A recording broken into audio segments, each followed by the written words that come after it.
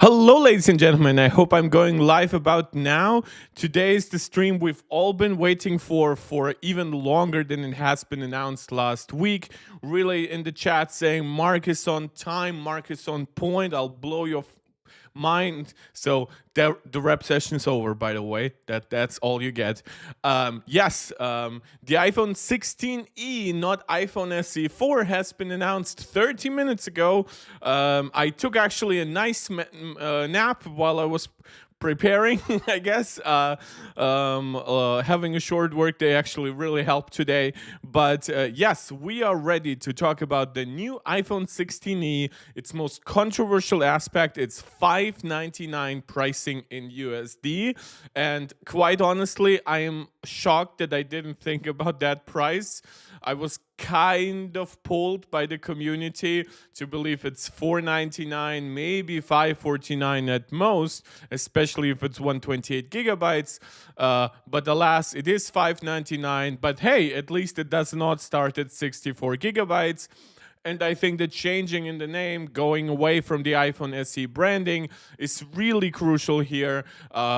Committing to the fact that this is an iPhone 16 generation device, committing to the fact that it has a lot of the features people like from the regular iPhone 16 and 16 Plus, to the fact that it has Apple's what they call their most efficient modem ever, the longest battery life ever in a 6.1 inch sized iPhone. There is actually quite a lot more to talk about. Now, if you go to Apple's website, you'll see this epilepsy-inducing short introduction. There is actually a 13-minute video by Apple about the new iPhone. I just watched it. It's actually quite cool, but we cannot watch it, as always on this channel. It will get flagged. The enforcer's vlog saying expensive. It's definitely not cheap. Like at $599, not that the price is completely like unimaginable. I mean, it's basically a regular iPhone 16 minus a camera. I would have kind of expected it to have a dynamic island just so it better lines up with the iPhone 16 generation. So this is why $599 is all red in the thumbnail. And guys, now that we have all the intro rambling out of the way, subscribe to the channel, like the video, share that with anybody who you think might enjoy it, and comment. You see, I love interacting with your lively live chats. And if you want to support this channel directly, leave a super chat or super sticker. I've been really trying to keep more regular upload schedules. Really, how am I? I'm quite good. I actually got to sleep a little. I'm full of energy, and I'm excited to dive into the iPhone 16e details. Very important, guys, by the way, iPhone 16 small e. So that's part of interesting branding here. And beyond all that, you can leave a small donation in the form of a super chat or super sticker. You can become a direct supporter here on YouTube, just like Angelica, Max, Maximus, and Steve, or you can become a supporter over on Patreon. However you choose to engage with this community, it's all very welcome and appreciated. Let's actually dive into the iPhone 16e. You see, it shares the marketing that we have seen for the iPhone 16 family, that it's built for Apple Intelligence. It has the A18 processor to do that. Apple is talking about the focus on privacy and all the other aspects of Apple Intelligence they have been mentioning time and time again. So I'm not sure that I'll need to go through those individually. If it had promotion, I would understand the price, but no. Well, don't forget, it exists in a lineup where the iPhone 16 and 16 Plus are $799, so $200 more expensive, or $899 respectively. And those do not have promotion. So if this had promotion and was $600, it would immediately render the iPhone 16 and 16 Plus completely irrelevant. Now, the iPhone 17 generation is going to give promotion to the quote-unquote cheaper devices, the 17 and the 17 Air. Now, that will probably make the 16e more of a $499 product by default. But don't forget, there are a few things going on here that are actually hard to talk about even on this channel because this is not a politics channel. But the US China tariffs, 10%, are in effect now. Now, I'm not sure whether or not they're like most likely they're hitting this iPhone, right? They're universal tariffs on all imports from China.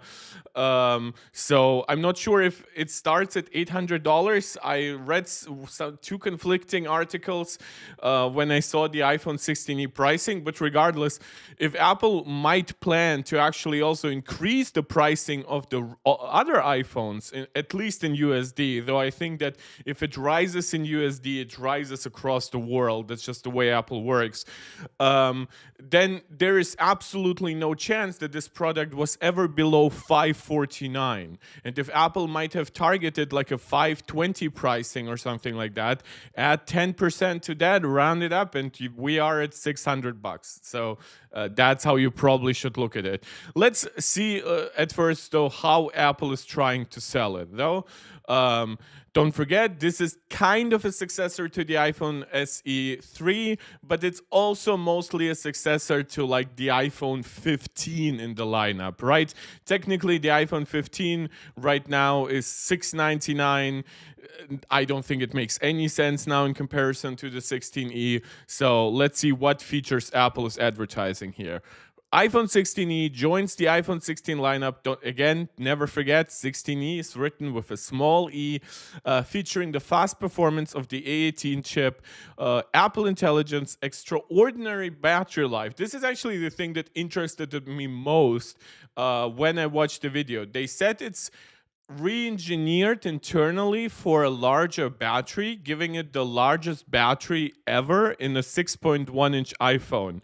Now, I'm not sure if that is actually a real thing, or if they just refer to the fact that in comparison to an iPhone 14, it loses a camera. I'm actually not sure. All at an incredible value. So that one is definitely the most questionable part here. So, Apple today announced iPhone 16e, a new addition to the iPhone 16 lineup that offers powerful capabilities at a more affordable price. Well, that is true, definitely in comparison to the rest of the iPhone 16 lineup, right? Well, I need to drink, Jesus. Fast, smooth performance, breakthrough battery life. So, this is the first thing that interests us as chip nerds here. Yesterday I was reviewing the reviews of the Ryzen AI Max chips. And it so happened that, of course, those are quite nice on the PC side. Not great in comparison to Apple's M4 generation, but I know this community definitely... Tipo Master, you need to drink, Jesus. Yeah, I know. It's such a crazy thing, a streamer who needs to drink. No, I'm just... I actually had a Coke before that, so I kind of need to wash it down almost. So this C1 is Apple's first cellular modem, so designed by Apple. We have heard about it for a while, and we've actually heard from Mark Gurman that its biggest focus would be energy efficiency. Now, whether that energy efficiency is born from potentially just downclocking it basically and giving it lower top speeds than the latest Qualcomm modems, and maybe those Qualcomm modems would still perform as well and as energy efficient if you use them to, let's say, a low degree similar to Apple's C1.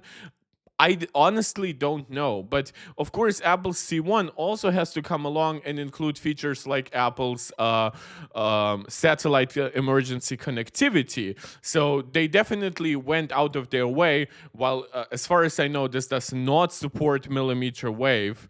Just looking at the product, there are no millimeter wave cutouts, and we are looking at the US version. So this definitely is somewhat of a compromise. But granted, if you compare it to the iPhone SE before it, that one didn't have it either. But that mainly came down to its small size. iPhone 16e is also built for Apple Intelligence. I know this is not the most exciting thing. Everybody keeps talking about AI. Apple has to talk about AI to please, investors and stuff like that. I will not be covering any Apple Intelligence features today in a specific way, except for one, which is visual intelligence, which is actually getting a very interesting integration, which I do think will also come to other iPhones once we get the iOS 18.3.2 update, or maybe iOS 18.4 beta. So blah blah blah, Apple Intelligence, step forward for privacy in AI, all the usual Apple jazz. GPU is bin. That's one thing that I actually wanted to look up. At $5.99, I hope it's not, but I've actually speculated that in my previous streams that it would absolutely make sense, especially if Apple targets a relatively low price. Yeah, it's a 4-core GPU. Yeah, so it's a further bint. The A18 is actually a separate die from the A18 Pro, so it's not how like the A16 existed in like 4 or 5 core versions and whatever. The A18 is separate from the A18 Pro. The A18 Pro comes with 6 GPU cores. For now, we do not have a bint version of the A18 Pro. The A18 comes with a 5 GPU core version, but now we do have our first bint A18, which does feature 4 cores. Given the fact that this device will probably not have the best cooling in an iPhone or whatever, I'm honestly not angry, though this is a cut that I'm not happy to see given the $5.99 pricing. This is the kind of cut that I would 100% expect it on a $4.99 pricing, and I very much would expect it on $5.49, but at $5.99 I would be like, Apple could have done without it. Yeah. The camera is mostly stuff that we've already known from the 15 and 16. Like the fact that it has an f1.6 aperture does suggest that it's the 1 by 1.5 inch sensor that we've had there for a while. Of course, Smart HDR5, but we'll get to all the features a little bit later on. Leave me all your questions, leave me all your suggestions, and while you're already here, please like the video. That helps tremendously with the algorithm. Lets other people know that this is an interesting topic, that many people are watching it. So please help me, help you, help me. So 48 megapixel fusion camera, integrated 2x telephoto. This is nothing special. This is obviously a 48 megapixel sensor where you zoom in 2x. That leaves 1/4 of the sensor. 1/4 of 48 megapixel is 12 megapixel. Apple calls this optical zoom quality. If your baseline is always 12 megapixels, I guess, but that's not really how zoom works. It's interesting that Apple can get away with this marketing, and I've seen other companies do it too, because I'm very open to like marketing being a bit like weird and overstating, but honestly, I do have a problem with the word optical quality here. Okay, but I guess that's neither here nor there. When outside of cellular and Wi-Fi coverage, Apple's groundbreaking satellites features, including emergency SOS, roadside assistance, messages, and Find My via satellite, help iPhone 16 users stay connected and get assistance when it matters most. So this is important. We have a lot of very expensive Android devices that up until this day do not have a feature like satellite connectivity. Even more importantly, even some that do not have it for free, quote unquote, included for 2 years. Harsh Shikara asking, bro, where is MacBook Air M4? Well, if it is gonna coming even this week, it is not going to be introduced on the same day as the iPhone SE4, or what we now know as the iPhone 16e. Apple does not like clutter up the releases like that. We've seen that from the M4 Mac announcements, right? On separate days, we got the M4 iMac, followed by the M4 Mac Mini, followed by the M4 MacBook Pro. And each day gave us a new chip to talk about with that.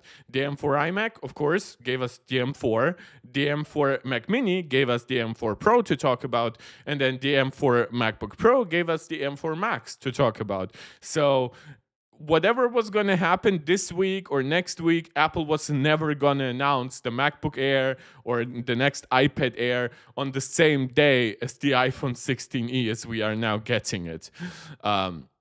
So, two elegant matte finishes. I strongly assume that Apple just wants to simplify logistics.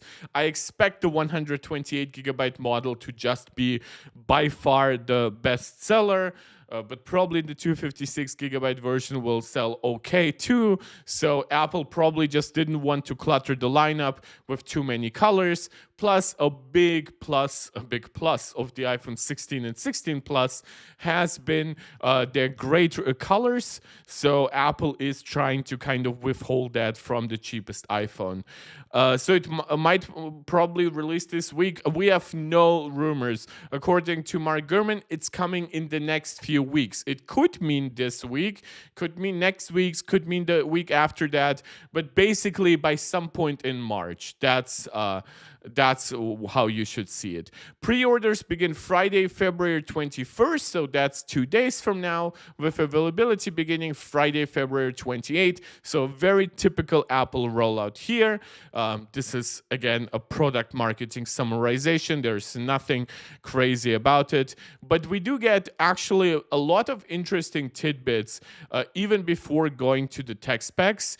For one, it's IP68. Now, IP68 has been becoming way more common on Android devices that are cheaper.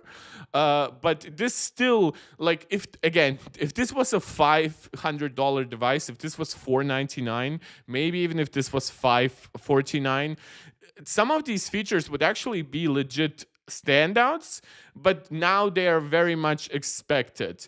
Harshikara, I couldn't tell you if it's before mid-March or mid-March. I would assume it's not that late of an announcement. I could see it like March 10th or whatever. So tonight is just for iPhone 16e. That's Onichan saying, also I still want to ask, where's the MacBook Air and the M4 Ultra? Well, the M4 Ultra as a chip obviously would come with like the Mac Studio, the Mac Pro. So it would be more of a special thing, I guess, than even the M4 MacBook Air, even though the M4 MacBook Air will literally, like, in weeks become Apple's best-selling Mac. Like, that's just how it goes for the MacBook Air. But it's also interesting right now, the pricing is actually quite a bit of an issue because soon you'll be getting tariffs. Now, you are already getting tariffs, but there is a question if Apple will keep absorbing the 10% tariffs, the tariffs that Trump has put on China. That's why I said tariffs, China tariffs. So you might actually get a more expensive product than you expected. We might see price increases across the board. Now, Apple does have the profit margins to eat the 10% tariffs. But for example, I believe it's either ASUS or some other company. They just announced that across the board, they will be increasing prices of their PC and PC components by 10%. So it's absolutely a real thing to consider. And it could also be playing into this. Apple might have planned to make this $549, but in the last minute said, you know what? It makes way more sense for us margin-wise at $599. We don't know when the tariffs are going into effect. And if down the road there are no tariffs, then we can actually drop the price. Maybe not the MSRP on the website, but we can go to carriers because, believe it or not, this product will sell way better through carriers than it will through Apple's website. And just tell them, yeah, you know what, we're giving you larger mass discounts. You can now offer it at $560, $570, $550, and I think it's going to be fine. So, ceramic shield, front cover, toughest back glass in a smartphone, which these things obviously they come based on your testing. If your testing is more scratch based or your testing is more breaking based, so yeah, always take those with a grain of salt. But it does seem like it's just nicely taking components that we've already had with iPhone 14 and other devices. And don't forget, these technologies don't really get that much cheaper to produce. like usually with a processor, we would at least say, you know what, older nodes get cheaper. You even have like your backlog of older chips that you basically have no use for, but nice quality glass bodies, water resistant, yeah, they do get cheaper of course in mass production, but Apple has been mass producing those kinds of things long before the iPhone 14. So these are the kind of things that have an almost fixed price element to them, and they could partially explain the high pricing here. So 6.1 inch Super Retina XDR display. Now, the XDR here is very much for the HDR functionality. The OLED goes up to 800 nits and 1200 nits with HDR. This is not one of Apple's crazy 2000 nit panels, not one of their 1600 nits HDR panels. I don't think this device would even have the cooling for it, but I'm also just convinced that they just reused the iPhone 14 panel here. It's an edge-to-edge design. Now, noticeably, of course, this is a notched edge-to-edge design rather than a dynamic island one. Again, they're saying it's perfect for watching videos, playing game, and reading crisp text. Now, take that as you will. It has the best battery life ever on the 6.1 inch iPhone, lasting up to 6 hours longer than iPhone 11 and up to 12 hours longer than all generations of iPhone SE. I think that this differentiation is like, consider the inflation, right? Since like even iPhone SE 3, consider the improvements, the OLED screen, the processing, the large size, and all of that. The 48 megapixel camera, even just the freaking support for night mode, which even for some reason the iPhone SE3 did not have. And I think this is the kind of differentiation where Apple can legitimately say, and we are kind of more than doubling your battery life.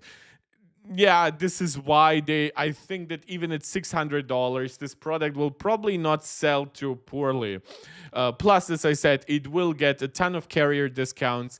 In markets like China, it will probably even get official discounts from Apple, probably get some bundling through third-party stores. So, yeah, I think it will be fine. I'm not happy that it's not $549. That's kind of the price I was sort of internally aiming at for a 128 gigabyte product. We can actually go to the pricing here. So this device comes in 128, 256, and 512.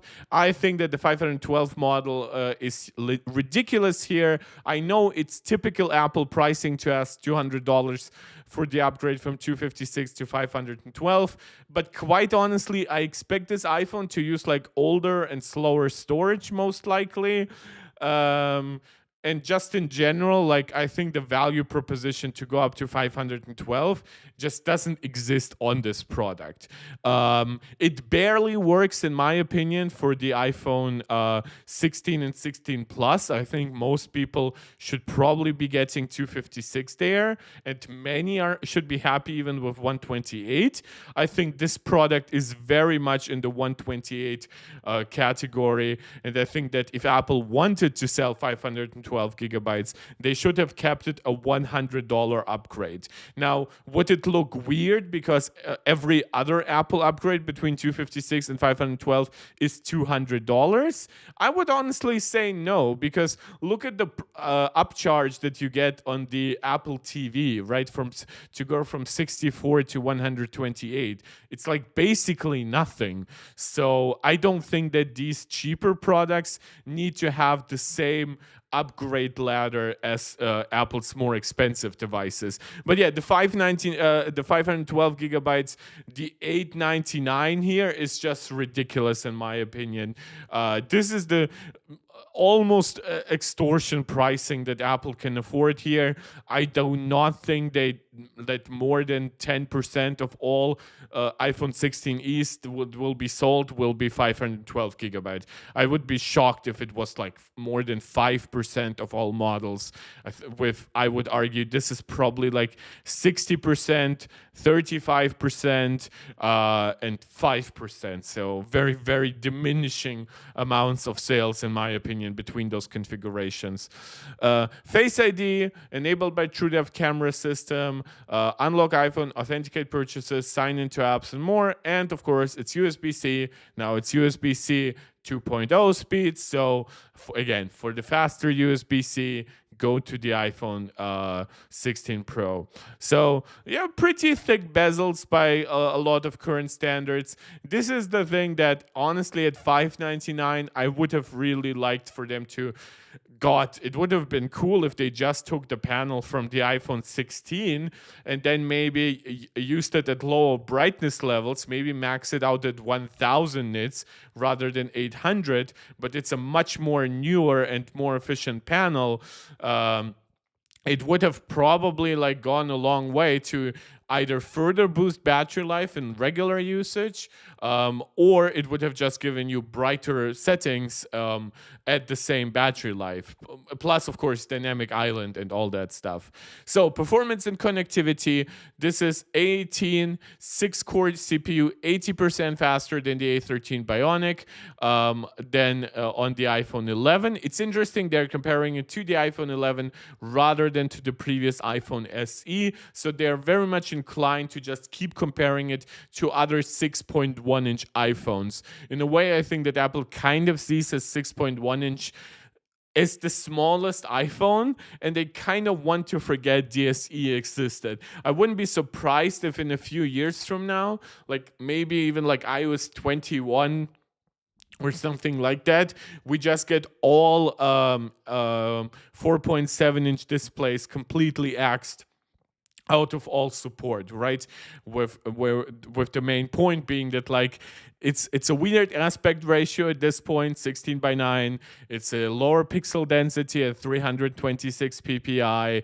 It's really not great, right? So while yes, something like the iPhone SE 3 with its A15 chip, maybe it could run a newer version. Like I think that Apple might kick it out earlier than other A15 products, because obviously other A15 products include the iPhone 13. So a lot different stuff. The 4-core GPU powers stunning graphics performance. Interestingly, no like exact direct comparison. Graphically demanding AAA titles, hardware accelerated ray tracing, 16-core neural engine is optimized for large generative models and runs machine learning models up to 6 times faster than A13 Bionic.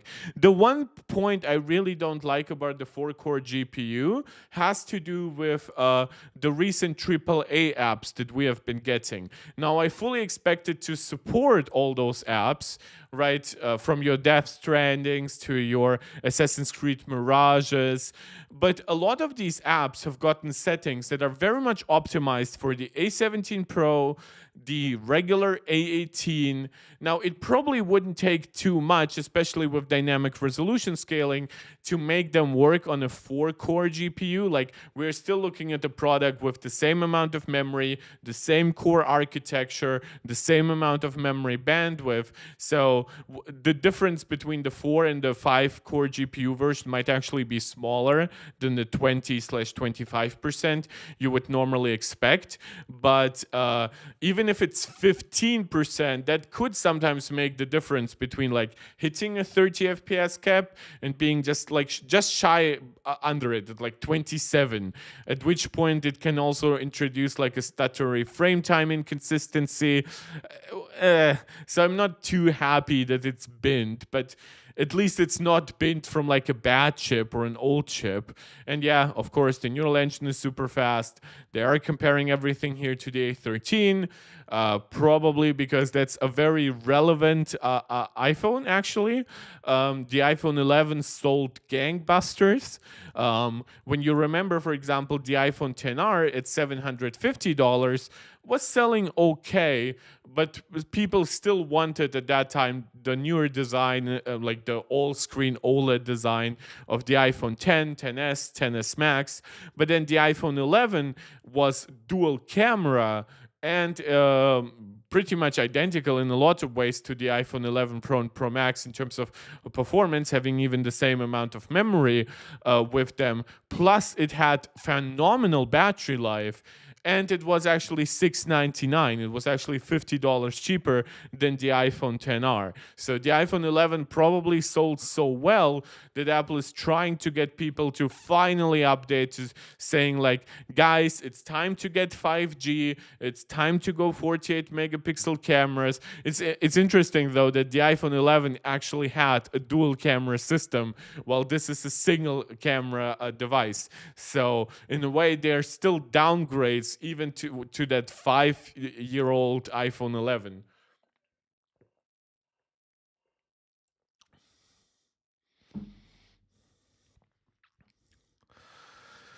What game is this? Jesus, need to zoom out. So that's Infinity Nikki. Um, okay, I think that's a gotcha game, but I mean, good for it.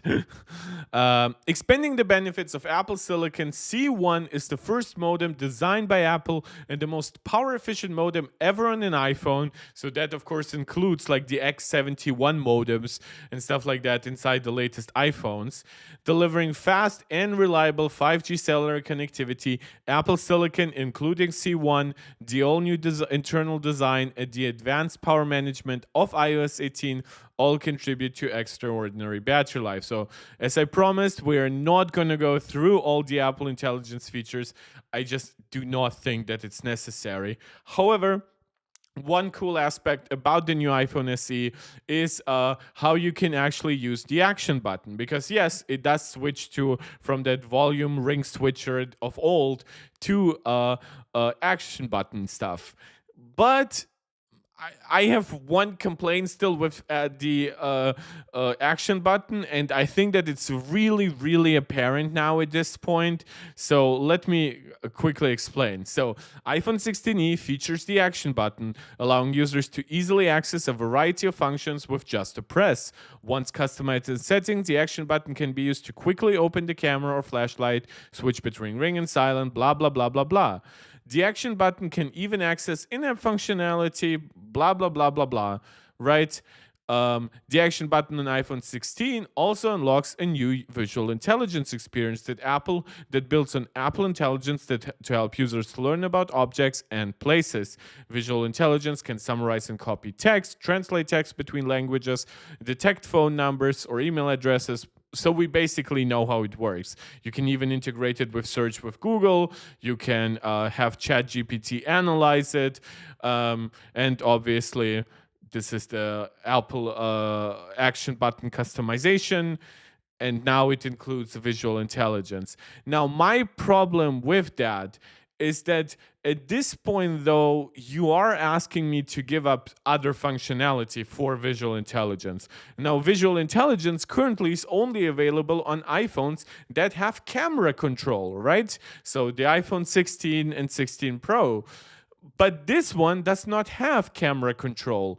So if I want to have visual intelligence mapped onto a hardware button, I would have to give up other action button configurations, other shortcuts. Currently, right now, my iPhone 15 Pro is using just a camera shortcut. Why can I not get long press for camera and double click for Apple Visual Intelligence?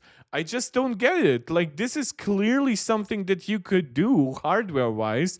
The button clearly knows the difference between being pressed once or twice. So, yeah, this is just weird to me. Yeah.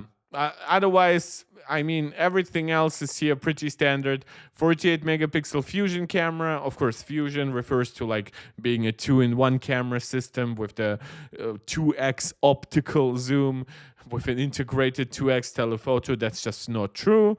So smart HDR5, so it has the latest processing pipeline. There is nothing crazy about it. It is, though, a monumental step up over the iPhone SE, and of course, if how Apple likes to compare it with like older iPhone 11s or something like that. Dolby Vision up to 60 FPS, 4K, so very advanced for video capturing. Will actually be interesting if it ends up overperforming literally every Android device at that price range. range in terms of video capabilities. And yes, when we're talking about communication, there is not too much. Apple does not provide too many details, but it does have all the features except for millimeter wave that you kind of have been used to. Would it kill them if it had the dynamic island? To be honest, at this price, it definitely wouldn't kill them. But they do want to differentiate it visually from the iPhone 16. So, yeah, that's how it goes. This is why I'm really very often mentioning the pricing, because I do believe that these are things that I wouldn't care about. Like, even at $549, yes, just a 10% difference in price, the bezels and the notch would not really bother me. At $499, I would even say, heck, that's good for that price. That's really good. I don't care that some Androids might have like a simple camera cutout. They don't have Face ID. I don't care that they might have slimmer bezels on the top and the sides. They have way thicker chins. But at $599, Ducky Boy joining $599 is too expensive. Now, this is one thing, except for the tariffs, which I've been, of course, mentioning throughout the videos, which are in effect, and they are 10%. So if you're somebody like me who expected this product to be $549, you honestly shouldn't be surprised that it's $599. But even beyond that, there are some things here that are better than I expected, most notably the battery life. I mean, it already looks like the poor spec from the bug. What do you mean? You mean it's poor bang for the buck? When is the MacBook Pro M4 gonna release?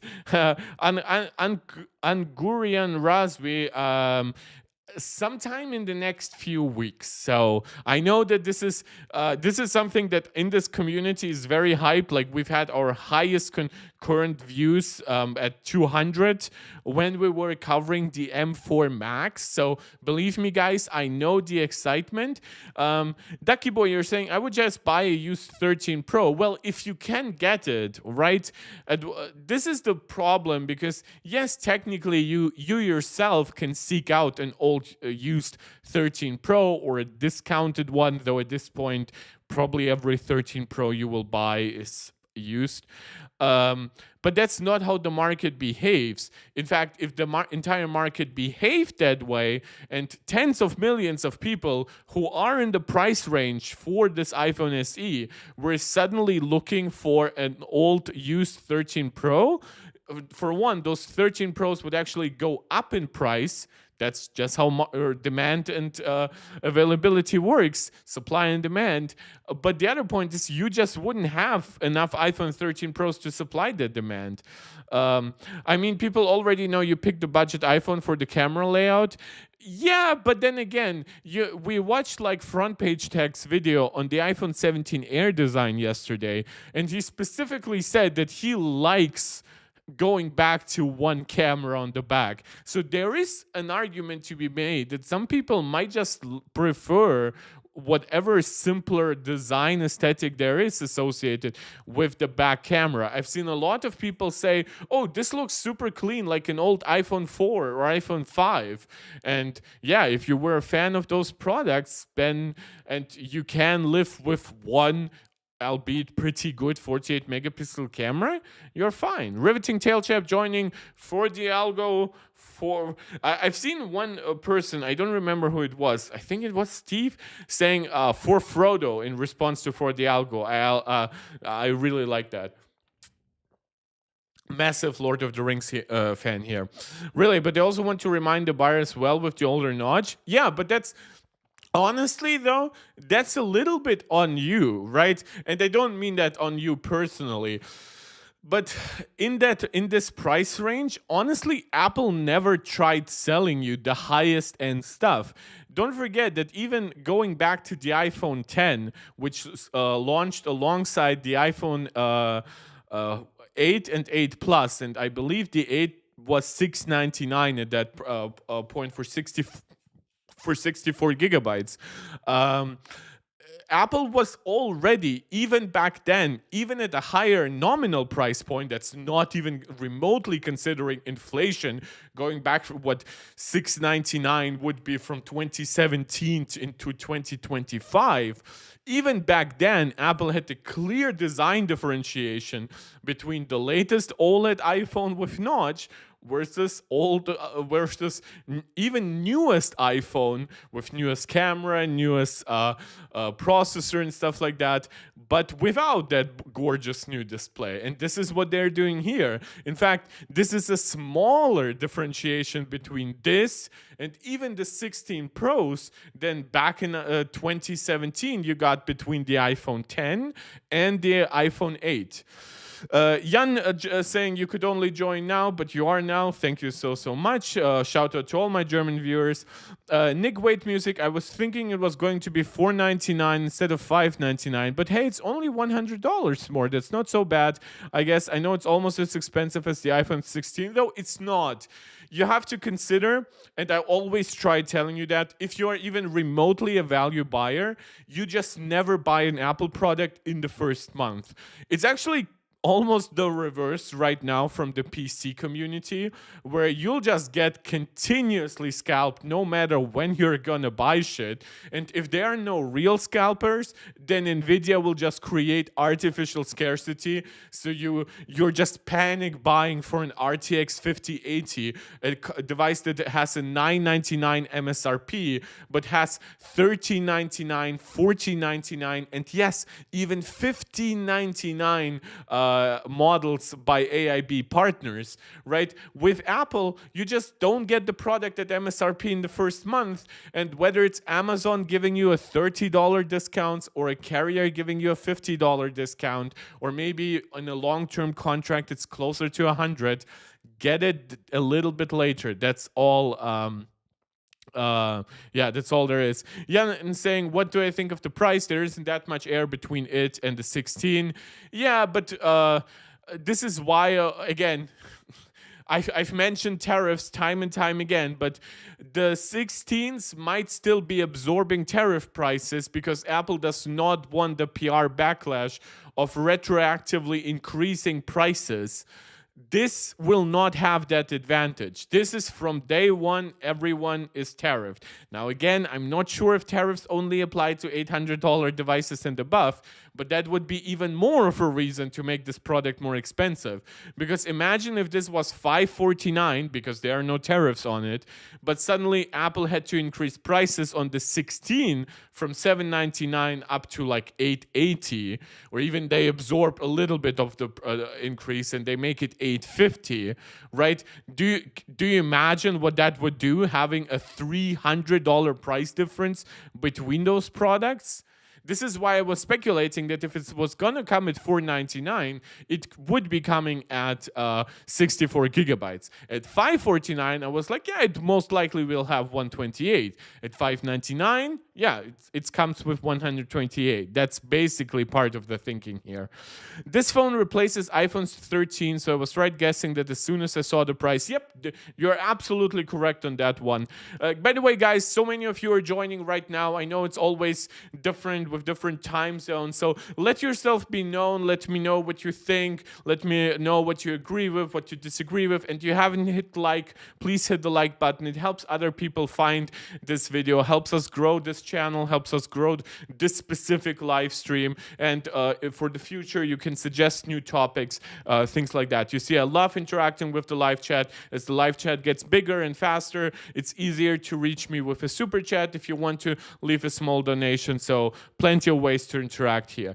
Really, does it mean they will release one every year though and discontinue the 2-year-old model? I would expect that with this pricing, I would not expect it to be an annual upgrade, but maybe a biannual upgrade, right? The current iPhone SE timeline is actually a 3-year one, right? The last one came out in 2022. So, because imagine if this is a 16E, right? I think that even, especially if there are any price increases on the 17 family, I think it can keep selling throughout next year pretty easily. Uh, but then alongside the 18, Apple might even play around, and they might sometimes launch, let's say they launch an iPhone 18, but then they launch a 17e alongside it or something if they just feel like it, right? Just to differentiate them. There's so many opportunities almost with that pricing to play around with, because this device will have nicer margins. At $499, it does not have Apple typical iPhone margins by no way, shape, or form. Just the logistics of making, shipping it would already eat up enough for it to have more like 20%, 50, maybe 25% margins. This device can now have the more typical 35% margins for an iPhone. Why is it called 16e then? Well, because it's connected to the 16 generation. Apple can keep a 16e longer in the lineup. They can keep the 16e, the 16, right, as cheaper versions to the 17 models. And in fact, most likely that's what they'll do, right? I mean, we can go actually to the pricing. Compare iPhone models. Right, so 16, 16e, and then basically the model right here would be the base iPhone 17. Apple does not allow to doesn't put pricing. Oh, they do here, right? So let's say this is $599, but effectively this is more like $520 or in a year or so, right? This one is officially $699, but it's more like $650 because it's it's also like available through cheaper retail partners. And then at $799, we just get a regular iPhone 17, right?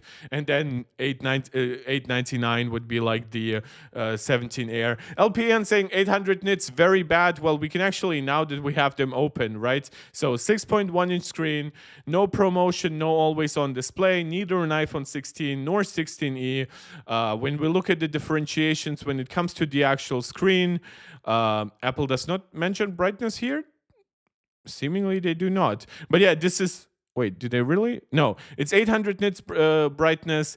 Now, this is typical brightness. One thing that people should know, the 2000 nits that Apple advertises, this is outdoor brightness. This is something that Apple introduced, I believe, with the iPhone 15. Yeah. So this is, I believe this needs a newer generation of display and a new display controller, and it's not a very sustained peak, right? Believe me, as somebody who has an iPhone 15 Pro Max, now, yes, on both the iPhone 16 and the 16 Pro Max, those 2000 nits are reachable under outdoor brightness conditions with auto brightness turned on and basically maximum brightness enabled. The 16e is giving you more of a last gen experience, yes. But I mean, when you look at actually the feature differences here, right? So you're getting the darker screen, the less bright screen versus the 16e. You lose the dynamic island. No, let me get to the 16e, I'm sorry. So you don't. Jesus Christ, why am I so bad at this? So you do not get Dynamic Island, but Dynamic Island is an aesthetic. It's not really a feature in the way that ProMotion or even Always On Display is. Yeah, 1 nit brightness levels, whatever. You get IP68 still. Wait, how heavy is this actually? It's actually lighter than the 16, but I guess if you remove the one camera and you potentially add in a larger battery, I wouldn't actually be shocked. So you get one camera less. You lose out on macro photography and spatial photo. Again, yeah, those are features that are linked to the ultra wide camera. No cinematic mode. Again, that's from having a singular camera. No action mode. Okay. Well, yeah, action mode also relies on the ultra wide. Front camera, f1.9, 12 megapixel. Nothing surprising over here. No cinematic mode. Again, nothing surprising there. Cellular and wireless. So it does not have dual carrier HSDPA. Okay, I guess that's probably because dual carrier HSDPA. Dual carrier HSDPA is 4G, right? High speed download. Wait, Yeah, dual carrier. That's it. Dual carrier or dual cell high speed download packet access. Uh, okay, so I believe HSDPA was, yeah, can theoretically support up to 28 megabits and 41. So it's for older generation connectivity. So Apple basically just did not adopt it on their newest modem. That makes sense. Uh, oh no, what? Wait, does it have the first gen? Oh, this is bad. This is the first one where I'm saying this is a bad cut. So we do not. Okay, so there are a few things here that I do not like at all. So Wi-Fi 6 rather than Wi-Fi 6E. I do not like that. Like, I know that Apple did not really boost the speeds of Wi-Fi 7 over Wi-Fi 6E, but at least it's a newer standard. That is not good. And losing out on ultra wideband, why? Ultra wideband has been in such cheap devices. Is it? I don't think it's on the SE.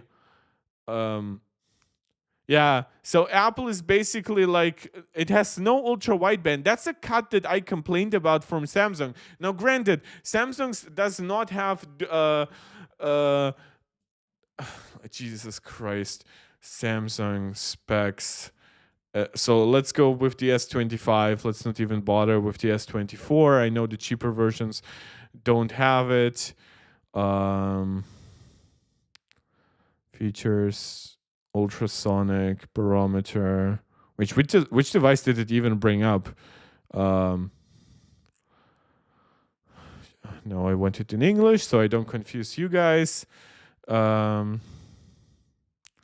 So ultra wideband. I do believe the S25 Plus has it, but not the accelerometer, geomagnetic sensor. Get S24, S25. Yeah, if I wanted to work with like years old delayed One UI experiences, that's, guys. I'm not against recommending Android here. I have done so in the past, but please don't try to distract from the core discussion here by saying just get the S24, S25. Um, where is it? NFC. So the regular S24 5 and Plus do not have it. No, that's just the regular, and the S25 Plus, I believe, does have ultra wideband. Yeah. So going back one. No, oh, Jesus Christ. So going to the Galaxy S25. Yeah, this one does not have ultra wideband. I believe for what? For $799. Let me look at the MSRP. That's, yeah, that's pounds. Okay. That's not the. I didn't want to go to UK. Other countries. What the actual? What the? North America, USA. Yeah, let's go to the USA. The iPhone 16 is still a really good iPhone for customers who are looking for a simplistic iPhone upgrade with all day battery life, in my opinion. Yeah, stuff like the battery life is insane, some of the specs that we see there. Don't forget that battery life gets tested at a fixed brightness level. It's not like it benefits from being lower brightness for its battery life test than the iPhone 16 and 16 Pro. I'll look into that a little bit later, though. Mobile. So S25 is 25 plus. Yeah, $799. Okay. But again, the iPhone 16 already sells better than those products. So, yeah, clearly $200 less. Apple can afford to kick some stuff to the bucket. So, my explanation for this, and this is not an excuse, this is me really trying to contextualize it. My expectation here is that whatever. Oh, yeah, okay. This has 4x4 MIMO for the 5G. I believe that's though nothing new, right? Yeah. Ever since Apple switched to Qualcomm, they had 4x4 MIMO, multiple in, multiple out, 5G. So that's not new. But I believe I read in initial Mark Gurman stuff that it would be like a worse MIMO setup than the latest generations, like on iPhone even. So maybe he just meant in comparison to the latest, like Snapdragon X80 modem or something like that. I'm actually not sure. Going back to the regular 16.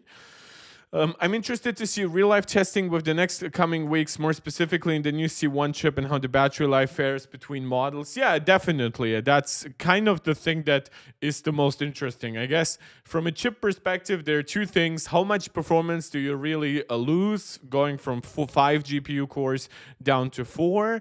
And how much battery life do you gain from this modem?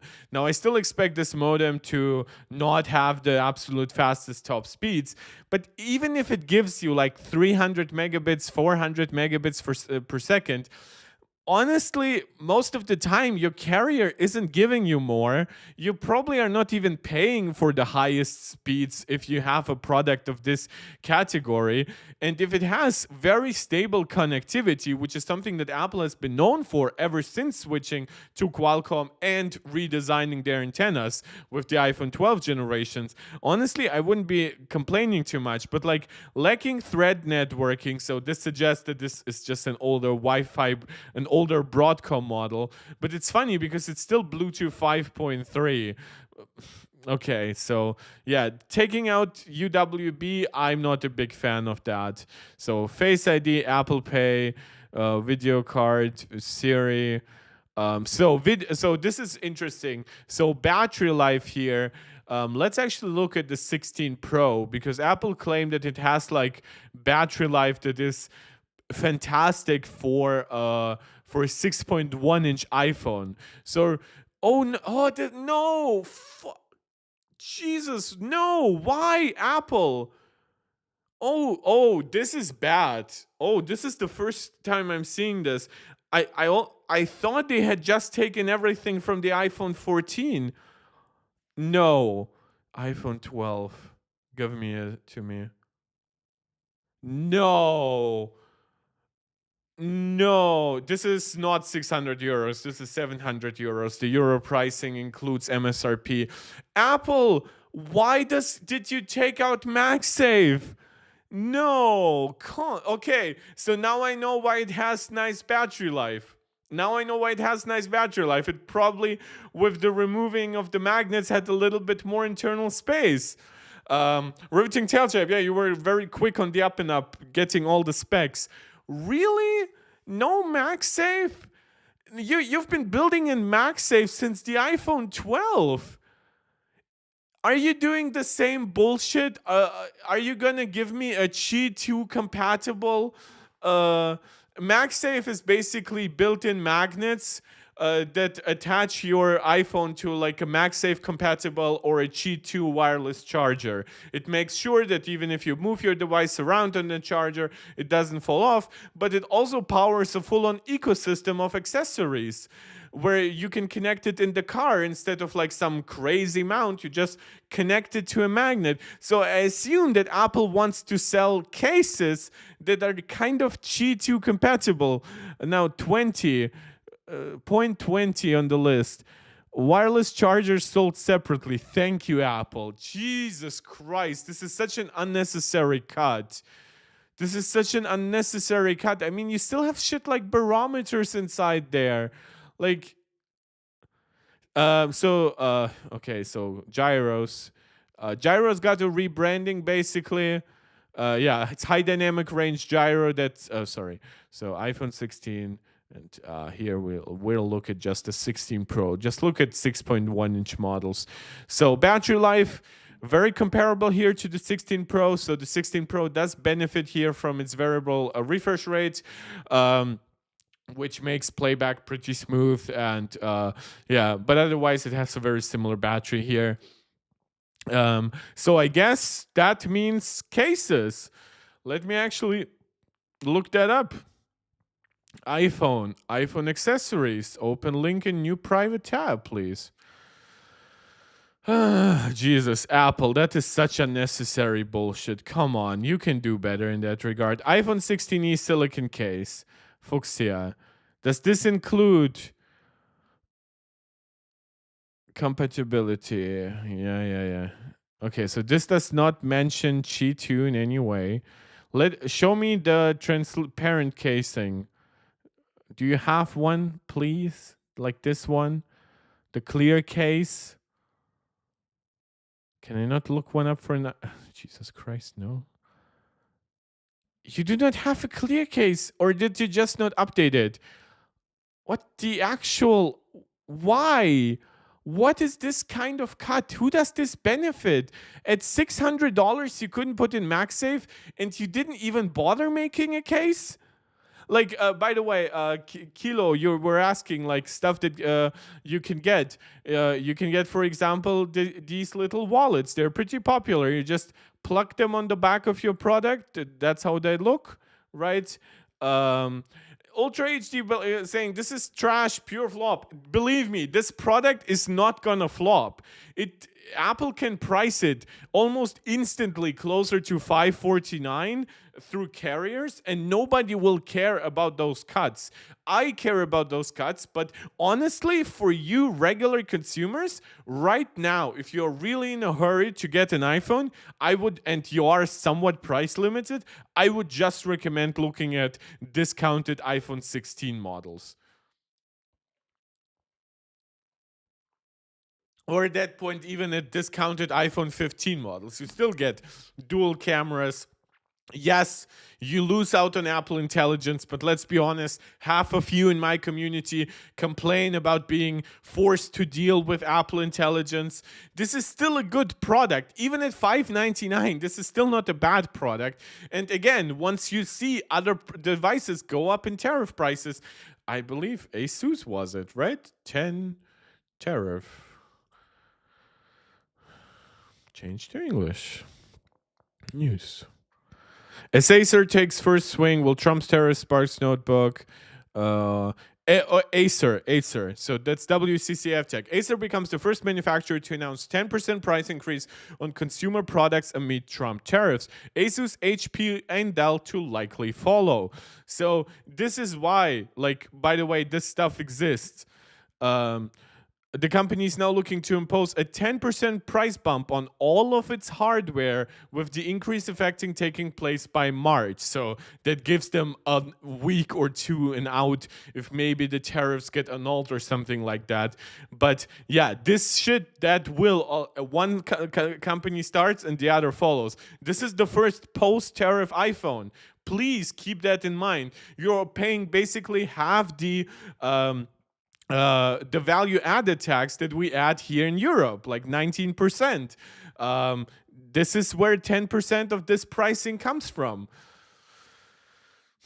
I fully believe that this would be a $549 product. Some of the compromises here do suggest that Apple wanted it to price around $500, but probably thought, you know what, we do not want to cannibalize iPhone 16, and we have to deal with a very uncertain market right now. Let's not, right? Let's not kill our margins.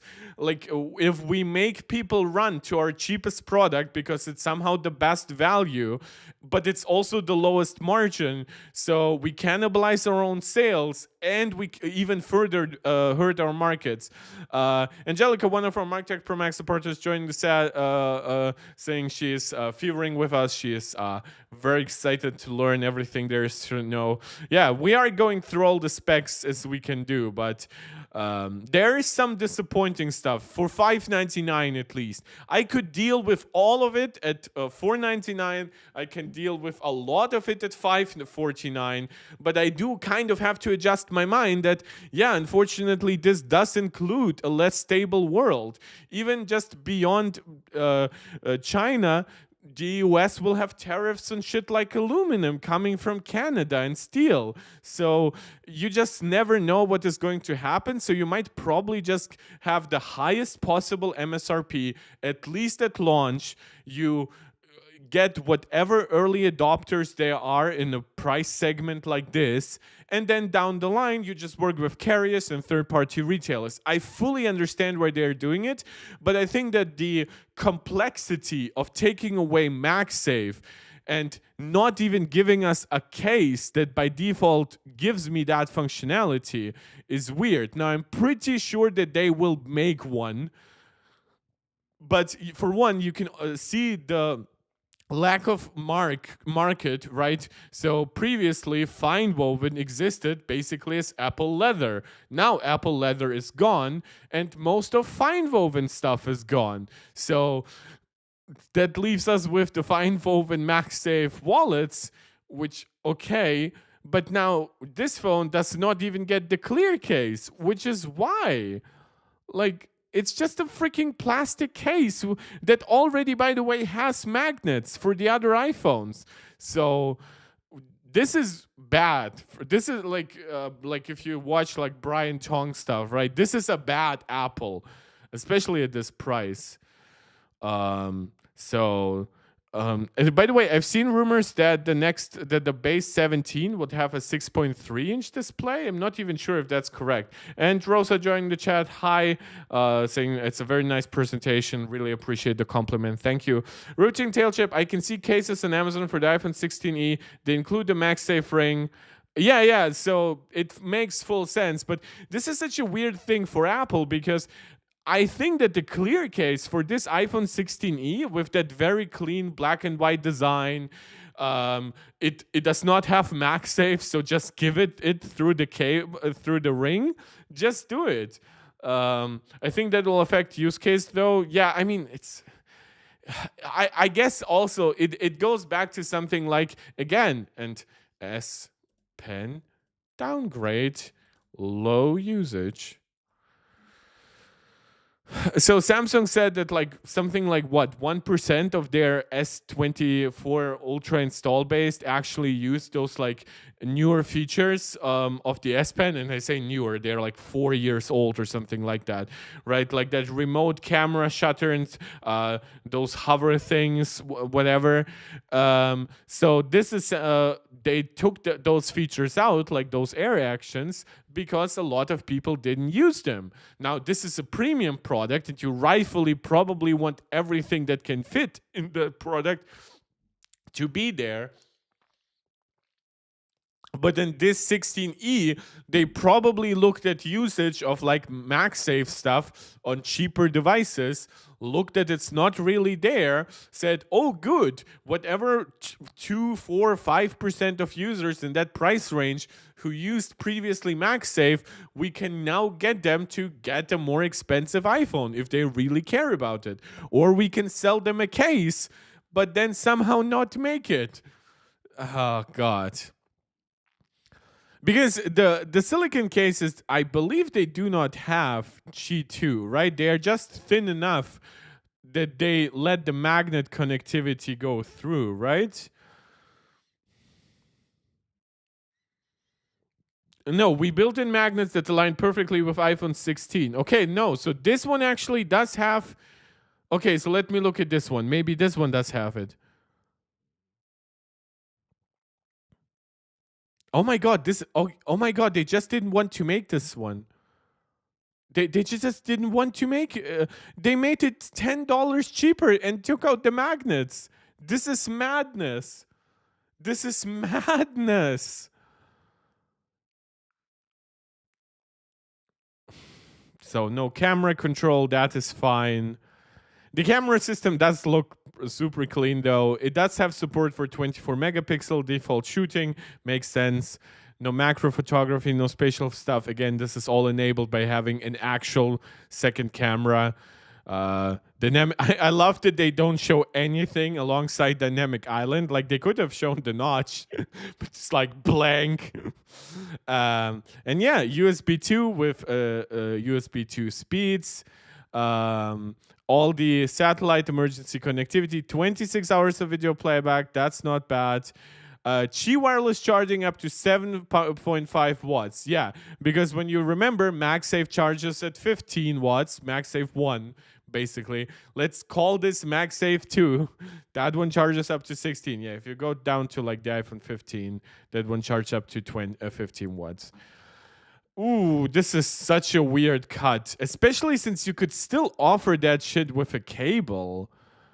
Um, yeah, I do not approve of this, but I guess again, if I reduce the price in my head by 10% again and again, I guess it kind of makes sense, but honestly, not too much. I think Apple didn't make it for marketing purposes because maybe they'd feel embarrassed to have a clear case on their website. They'd look out of place and maybe starts raising eyebrows. Yeah, but you could like it's a $40 to $50 case, like. And it didn't prevent Samsung from doing that on their $1,300 S25U, right? Like, do I need to remind you guys that this product, and that this is not a deflection to say, oh, Apple can do it because Samsung does it. No, Apple has less excuse here because Apple has been building in MagSafe for years.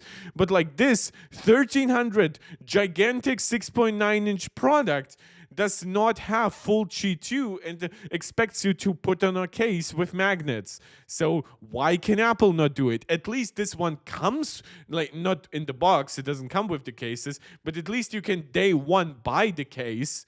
Now I guess you can do it, like, let me guess, like Pitaka,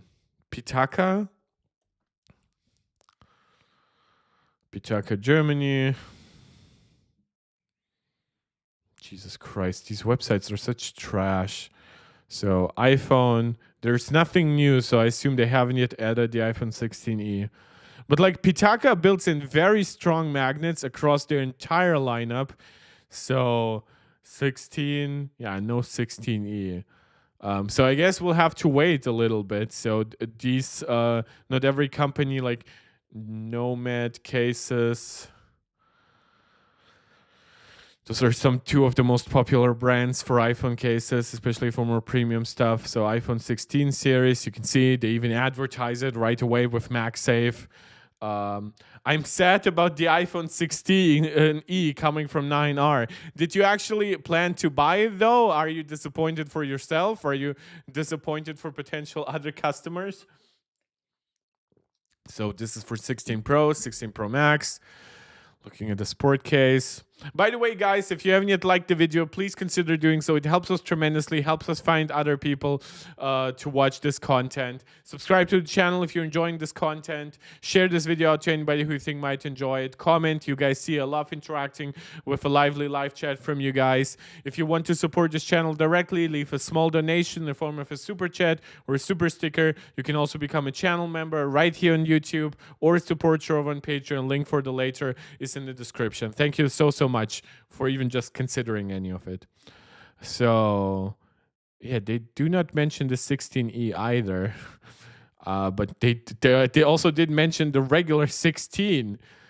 Do they only make stuff for the pros? Are they so premium minded that they do not think it's worth making stuff for the regular iPhone? But I assume if the 16e was like getting something new, right? Like, because that would involve a new thing, that then it would be on the website. There are some bummers here. I'm not gonna deny it. What is this? Oh yeah, this is just the case. Like this would have been such an easy slam dunk. Make this $49, right? Make it the same price as the iPhone 16 model, because if we look at the silicon cases, $49. Give it the magnet and be done with it, and mention on your website that it supports Qi 2 and MagSafe via optional thing. That's like, this has happened. Like, I mean, Apple sells $400 like Magic keyboards for the iPad, and they advertise the iPad as if it comes with it, right? So it's not like it would be foreign for them to market an accessory as like a thing that is integral to the device's experience. And also the MagSafe, the clear case has been so popular over the last couple of years. almost like half the iPhones that I see right now in the wild have like that by now iconic white ring. It became so iconic and accepted that the Android manufacturer decided, oh, why should I put magnets in my product, take up internal space and shit like that? If I can put it in a case, make people pay for a case, and hey, they will even get that white ring that the iPhones are kind of known for. So the fact that Apple just didn't replicate it for the 16E, or did they? Am I missing something? Like, browse all. Can I not?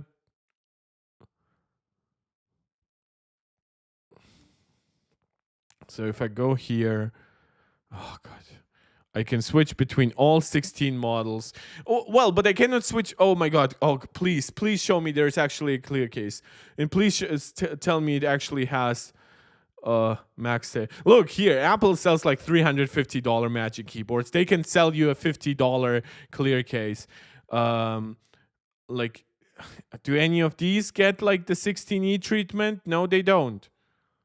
Why? So iPhone compatibility, iPhone 16E.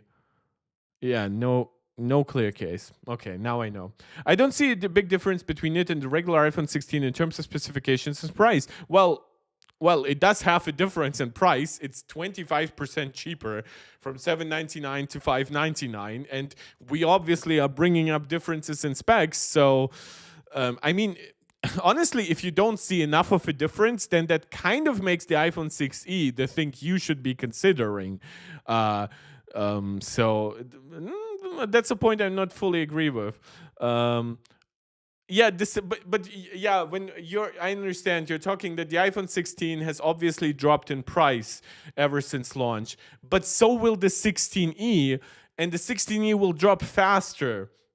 Now it will not drop faster to the bottom, right? I think that at 549, honestly, this one will sell like gangbusters. But dropping from 600 to 550 will not be a long process. I think it would be better for it to take the iPhone 10R body. Nah, I disagree with that. That you mean like with like look at the design of the iPhone 10R, man. Like you're talking about an LCD screen at that point. Because like I mean Apple could put in an OLED and but still make it those huge bezels, but like otherwise whatever.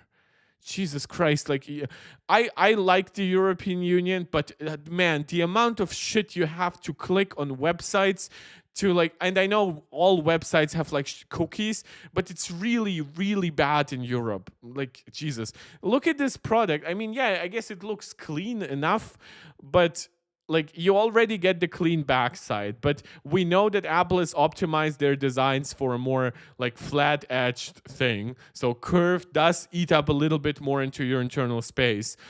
This notch, Apple does not produce it anymore, but I guess they could produce this exact product with the iPhone 13 notch.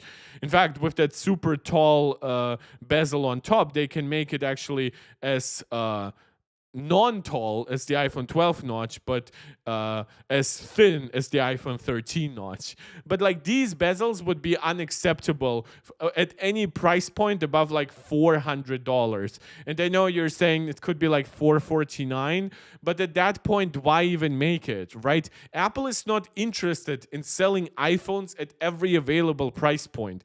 Apple is still interested in their profit margins, in a relative premium status of their brand, and because people will be like, "Oh, look, the iPhone 12, the iPhone 16e, look, it has a notch. Devices at $600 don't have a notch," and somebody will say, "Yeah, but look at the iPhone 16. That one doesn't have a notch."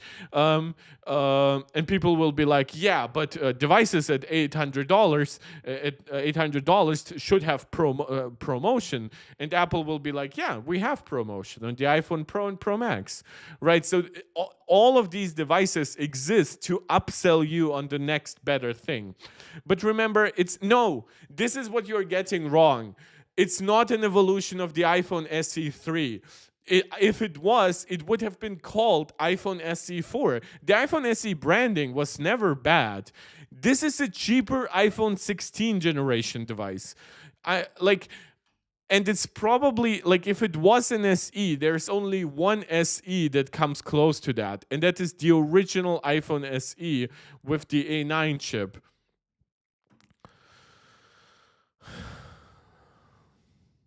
Right? So this iPhone launched half a year after the launch of the iPhone 6s and 6s Plus.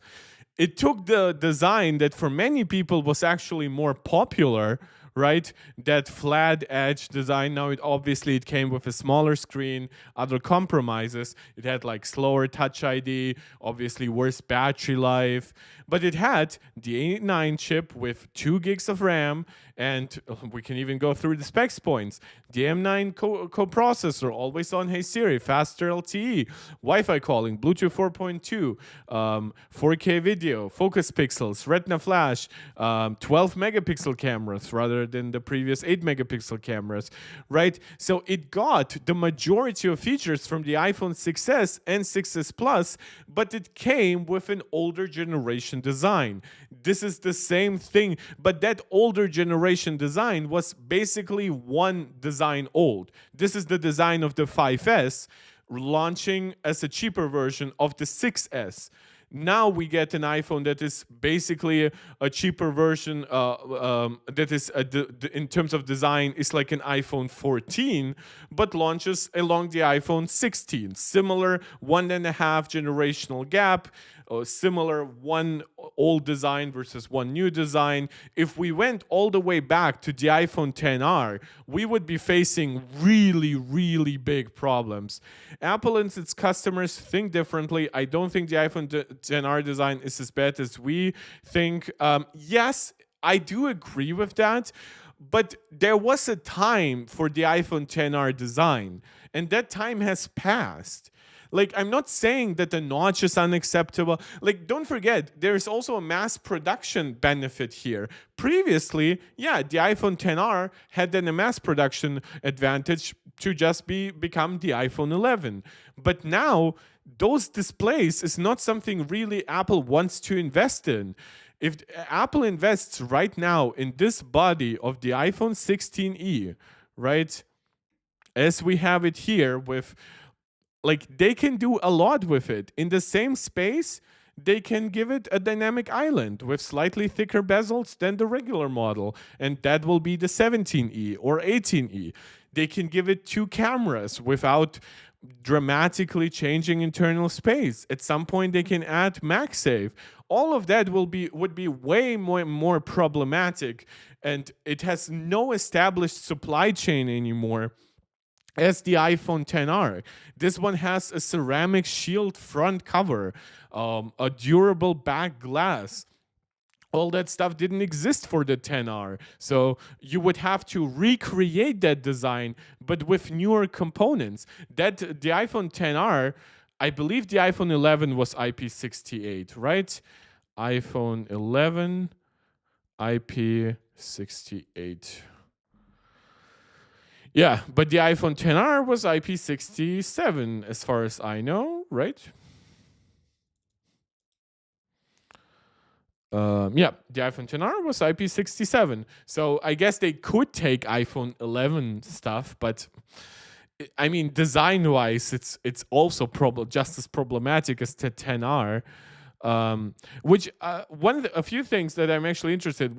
I want to know what the exact battery capacity inside here is, because the way Apple talks about it in their like 12-minute video introducing the iPhone 16e, it very much sounds like they put in a big battery thanks to taking out certain stuff. I just wish the difference between the 16 and 16e was bigger, maybe $50 or $100. Yeah, but again, you would get that difference probably if there were no tariffs. So this is where you don't blame Apple, but blame the angry orange man.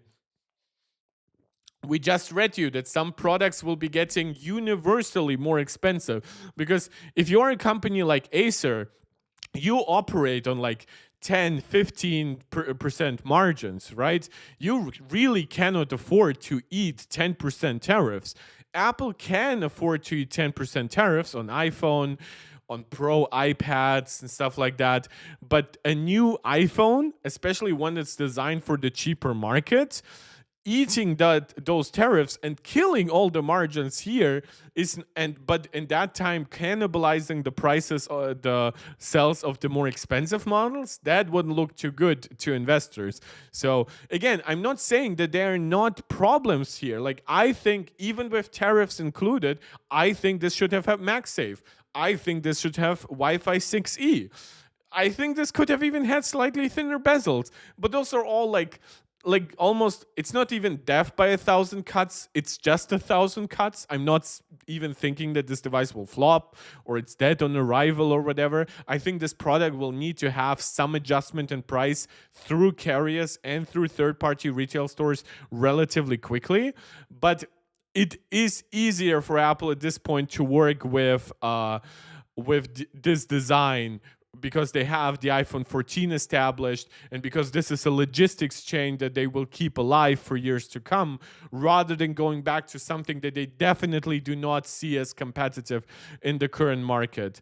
You're saying it's going to be confusing. I mean, we can look at objectively what the iPhone lineup looks like. I mean, you have the 16 Pro, you have the 16, and you have the 16E. The 15 is the confusing part here. It's not actually the 16E.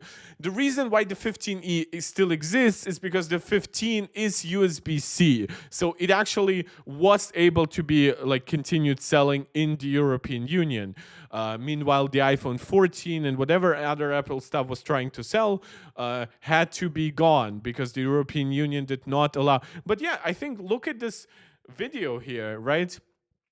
Switch, dual camera, iPhone 6, single camera. Here, iPhone 16 Pro, iPhone 16, iPhone 16e.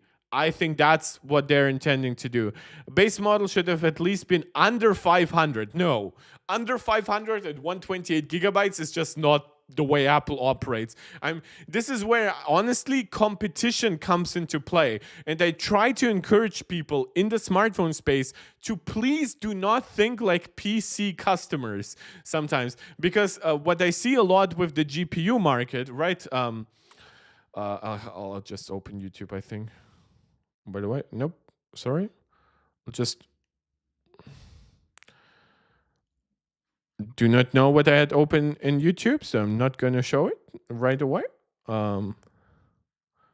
Okay, nothing bad. Just all my Naruto views, but hardware unboxed, and we'll quickly show you my beautiful face again. There's OBS, making myself smaller again. Going to YouTube. So the RTX 5070 Ti review, if only it was really $750. Now, no, by the way, 9R, do I think the iPhone 15 still makes sense? No. And maybe if you can get it for like a crazy discount, and maybe if you value something other than like Apple Intelligence and whatever, like really that much, but no. iPhone, a riveting tail chip coming with a counter argument saying iPhone 15 still makes sense to people who knows they'll benefit with all the bells and whistles like UWB chip, dynamic island, ultra wide camera. Yeah, but I mean, the MSRP is $699, right? It's just $100 cheaper. And I know you can get it way cheaper through carriers, but at that point, it's a different discussion. If you can get it for like $550, then yeah, get an iPhone 15 if you really don't care about something like Apple Intelligence. But if we're operating around MSRP, then the iPhone 16e makes way more sense. And honestly, if Apple just keeps killing all previous gen iPhones with every new generation, except for maybe the E, and maybe you could keep the iPhone 16e, the iPhone 17e, and then the iPhone 17, and then the iPhone 17 Pro, plus the Air, right? That will be a one doozy of a lineup. But like that lineup just visually makes sense. Mohammed Abdullah, probably its name, figure 16 evaluation has costed around $100 to $150. Well, yes, but Apple has included features here like that great battery life. I mean, it has better battery life than the base iPhone 16. Like, this is not stuff to scoff at. Apple fans get the shaft again saying Carl Brenda. I like if you're a big Apple fan, let's be honest. The models you're buying are these two anyway. If you're buying this model, you probably care about iOS, you probably care about like integration with whatever ecosystem you have, but you probably are not a hardcore Apple fan. Yeah, and Riveting Tail Chip, you're saying that it's better for future proofing. A 9R saying, personally, I think the A18 processor with 3 nanometer architecture is better in the long run than the A16 in the iPhone 15. Absolutely. This is why I'm saying the iPhone 16e, in my opinion, is a better product than the iPhone 15. But let's be honest, the iPhone 15 exists and it's $699, and if it ever sold even a small amount at that price, Apple now has an iPhone that, yeah, it might not have the dynamic island, and it might have only one camera, and it might not have Wi-Fi 6E, and it might not have UWB, and it might not have MagSafe, right? So in theory, okay, oh yeah, that's the cheaper iPhone. But now you jump 2 generations in terms of processor design, monumentally better battery life, and you get like all the features that Apple is currently really trying to like talk about. Yeah, for all and it also doesn't have millimeter wave because God knows every customer cares about millimeter wave. Jesus Christ. Yeah, this at $699 makes no sense. This honestly should right now be $599. The idea should be Apple stops producing the iPhone 15 and 15 Plus, sells out of it, and the second they sell out of it, they also take it from the website. They don't even encourage people to think about it. I think if it was the exact same price as the 16E, then all the other benefits of just a more premium constructed product do make sense to me. But this is why I also mentioned some of these things have fixed prices, right? And Apple took out those MFers, took out the things that have fixed pricing, like the UWB chip. It's an extra chip. The MagSafe magnets have a fixed price. You need a certain amount of magnets, and magnets, yeah, they're figured out technology decades ago. Like they're not really getting that much cheaper. So yeah, Apple really knows how to cut down cost. 9R, I can see the benefit of having an iPhone for the 15 for the sake of an iPhone 15 Plus. Yeah, I can see that. Yeah, I guess if you can get the 15 Plus for slightly more than the 16E, that could still be worth. Carl Brender, Apple and Samsung are doing the same thing, charging the same price for a phone and taking away or not adding key features. Well, the iPhone 16E is cheaper than the iPhone 16, so it takes out features. If you want to compare it to something like the iPhone 14 and 15, there are some multi-generational leaps, especially over the iPhone 14. Like that one might have dual cameras, but Smart HDR5 will make such a huge difference over it, and over I believe the iPhone 15 is Smart HDR4, right? iPhone 15. Was it just the 15 Pro that got Smart HDR5, or was it the entire iPhone 15 lineup? I'm not actually sure. Chip, camera. Okay, so at least over the 15, it is going to be a nice increase, but not a game-changing one. But then over the iPhone 14, forget whatever extra camera you have. Like you'll just getting way better results.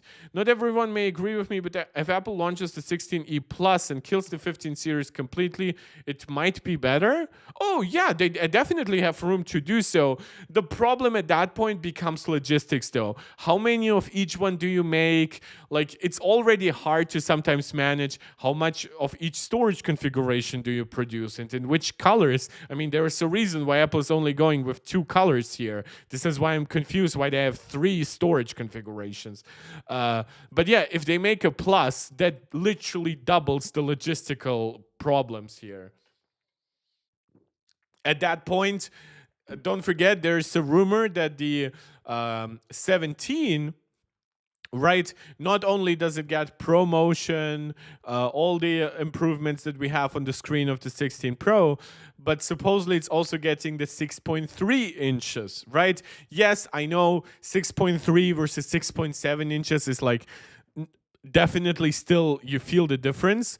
But like if you really want just a tiny bit larger screen, and Apple makes the 17 have 6.3 inches rather than 6.1, you see there is already room here to play around with, for Apple to say, oh, 16, like 17 gets 6.3 inches, finally gets promotion, finally gets always on display, right? The 17 Pro, maybe that one hits like 3,000 nits of outdoor brightness or whatever. Maybe it has a new display controller or something like that that enables it. Way better internal cooling. There were rumors about a vapor chamber being integrated. Does multicolor create a problem? It's not a problem if you know you're guaranteed millions of sales. It works for the regular 16, and it also works for the Pro. But Apple, like, I wouldn't be surprised if maybe by the next generation we will get, maybe we would get like a mid-gen refresh, like a 16e product red, right, or something like that. But you cannot really experiment too much with colors at this price point. Granted, though, the counter to that is the iPad. Where the cheaper iPad actually is the more colorful one, but it is 4 colors, so it's not too crazy either. Yeah. Let's actually look at what the websites have to say. So Apple just discontinued one of its what? Okay, the home button. Yeah, okay. Jesus, this looks like an homage, like a tribute to the 16E. Here are 5 things you might have missed. Let's see. What have we missed? No MagSafe support. We guys know that. We did not miss that. A18 GPU being binned down to 4 cores, something I've actually predicted. Yep. Visual intelligence support being integrated as an optional action button shortcuts. We didn't miss that. 128 gigabytes of base storage. We didn't miss that. And a true $599 starting price. Obviously, that's all we've kind of been talking about. Apple drops MagSafe support in new iPhone 16e. Yep. So watch the video if you're interested. That's actually a pretty cool video. So they discontinued the iPhone SE and the 14 Plus. What? Did they had only the 14 Plus in the lineup, or did they keep the regular 14 for Americans?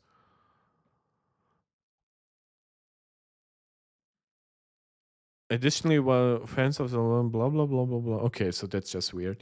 There will be no new devices coming in the coming days. There could be like an M4 MacBook Air, 9R and no MagSafe. Yeah, we've been talking about it. No MagSafe directly in the product, but also apparently not in a way that like you can add it with a case. At least not officially. I've seen though some people say that it might come, but then there is also the question: will it get faster charging with a Qi 2 case, right? Because even if the case does have magnets, will the iPhone even try to charge at like 15 watts rather than 7.5?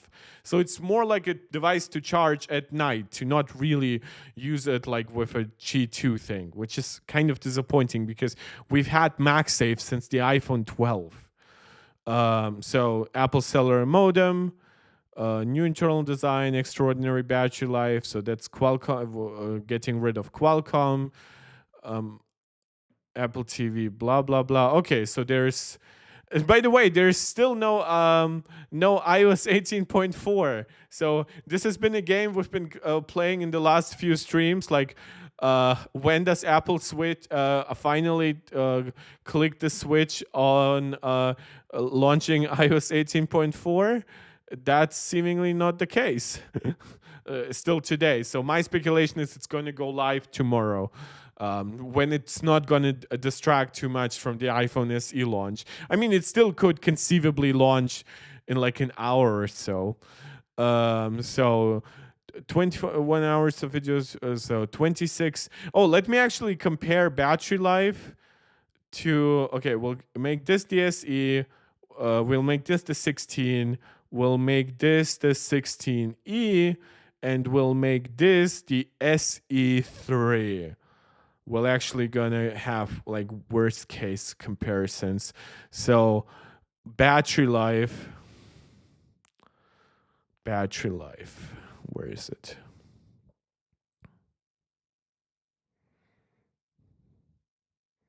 Peace of mind. Those are, by the way, it does have features like crash detection. So that's still something a lot of Android devices do not offer. I know the Pixels have it, but like, so Wi-Fi 6, the same one as in the iPhone SE. So they really used an older Broadcom tech here. I assume to also at some point switch to their own Wi-Fi modem and to advertise a bigger boost, right?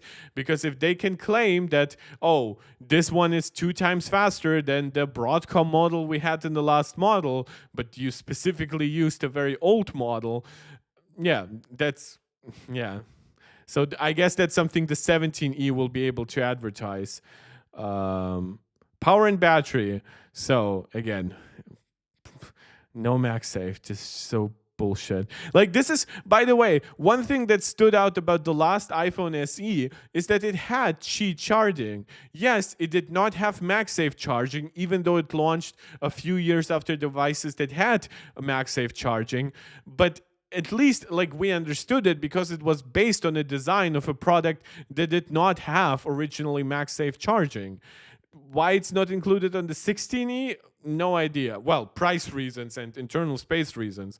But like the battery life here, honestly, is amazing. 26 hours versus 22 hours on the iPhone 20, on the iPhone 22, on the iPhone 16. 15 hours over the last gen iPhone SE. Over double the video playback, up to 21 hours rather than up to 10, and still basically like a 15% improvement over the iPhone 16. 10% more audio playback time, almost double the audio playback time over the iPhone SE. So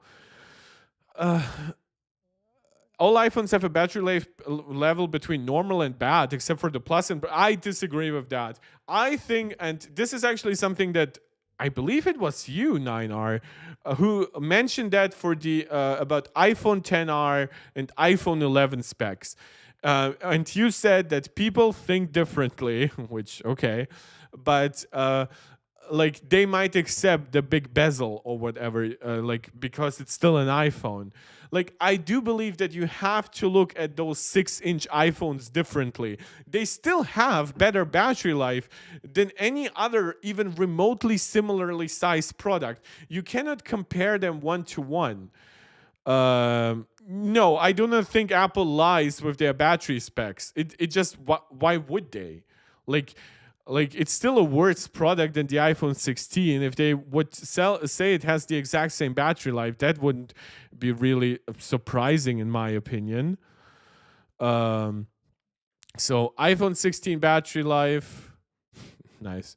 They already added the.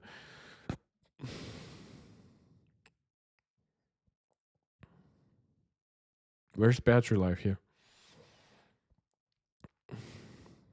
So, by the way, this is something the iPhone S16e will not be reaching. But yeah, look at that battery life here. Like, this is not something you get from similarly sized devices here. Like, even just like the regular freaking Xiaomi's, you do not get the battery life of the iPhone 16. So, this is the Galaxy S24. Let's look at the Galaxy. I don't. Oh, by the way, I'm not sure if they have reviewed the S25 already. Yeah, so in 1 hour battery than the S24, still not nearly enough to compete with either with the 16. But yeah, the 15 was okay. But you can definitely feel the efficiency of A18 versus A16, plus even the small capacity increase. So I'm actually really interested in what the capacity is inside the 16E at this point. Because again, like those tests, for example, for video playback, they do not account for it having a less bright screen, right? Those are tested at the same brightness levels. So whatever is happening here is definitely working. Yeah, it's just trying to tell you that like I don't see Apple lying about that. Why? I mean, why would they? They can still make the 16 look more attractive in comparison if they truly wanted to. So all iPhones have OLED, blah blah blah. Battery life 64 gig going to 128. Google Lens search comes to iOS, Chrome, and Google app. Good, I mean, good for us, I guess. Apple no longer sells any small iPhones. I mean, that depends on how you define small iPhone. And yeah, then there's some disappointment like the iPhone 16e not having MagSafe at this point. Yeah, so I think that for the future, the C1 is going to be our most interesting thing. I would actually love to know how Apple will differentiate those modems, if they will have like C2, C3, but also like C2 Pro, right? Maybe for stuff like including millimeter wave, it just wouldn't make sense to whether it's you make a completely separate die or you just don't include the extra antenna stuff on the non-pro models. So that will be an interesting evolution. Then there is also the question about what will you call the Wi-Fi slash Bluetooth chip. My expectation is that they will call it the W. Does Apple have a W chip? Not right now, right? The Apple W1. Wait, system and package? Which chip was that? Oh, that's, yeah, they actually, this is why it was like, yeah, this is the original AirPods chip was the W chip. That's interesting branding. So they gave up on that.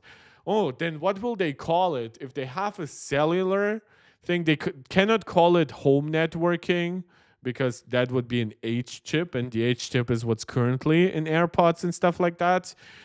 What would they call it then? Guys, suggestions in the chat. What will Apple call their cellular modem chip? If it's just for Bluetooth and Wi-Fi. Yeah, wait, was the W1? No, the W1 was succeeded by the H1 and then the H2. Ihe is saying it's overpriced. Yeah, we've covered that in many ways already today. Again, that's my 50th reminder that this is the first Apple product since Orange Man's China tariffs have come into effect. So if you want to kind of take 10% away as a sign of goodwill, you can. 9R, same name. Yeah, you're saying it should be still W1? Because it's not going to be. For a while, the cellular modem will not be unified with the Wi-Fi and Bluetooth modem. From everything we've heard, for at least the first 3 generations, Apple will make their own cellular modems to differentiate themselves from Qualcomm, and then their own Wi-Fi modem to differentiate themselves from Broadcom.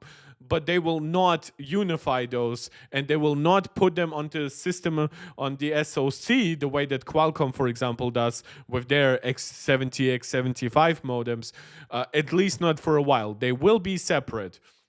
And I mean, we even have like the image. I mean, I'm not even sure if it's that big or whatever. That would definitely be interesting. Maybe it's that big because like there were rumors that it's like on 7 or 6 nanometer. That would be interesting.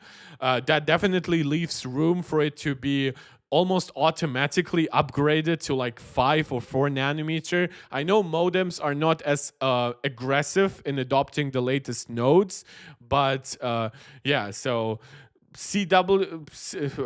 what? Oh, damn, wireless.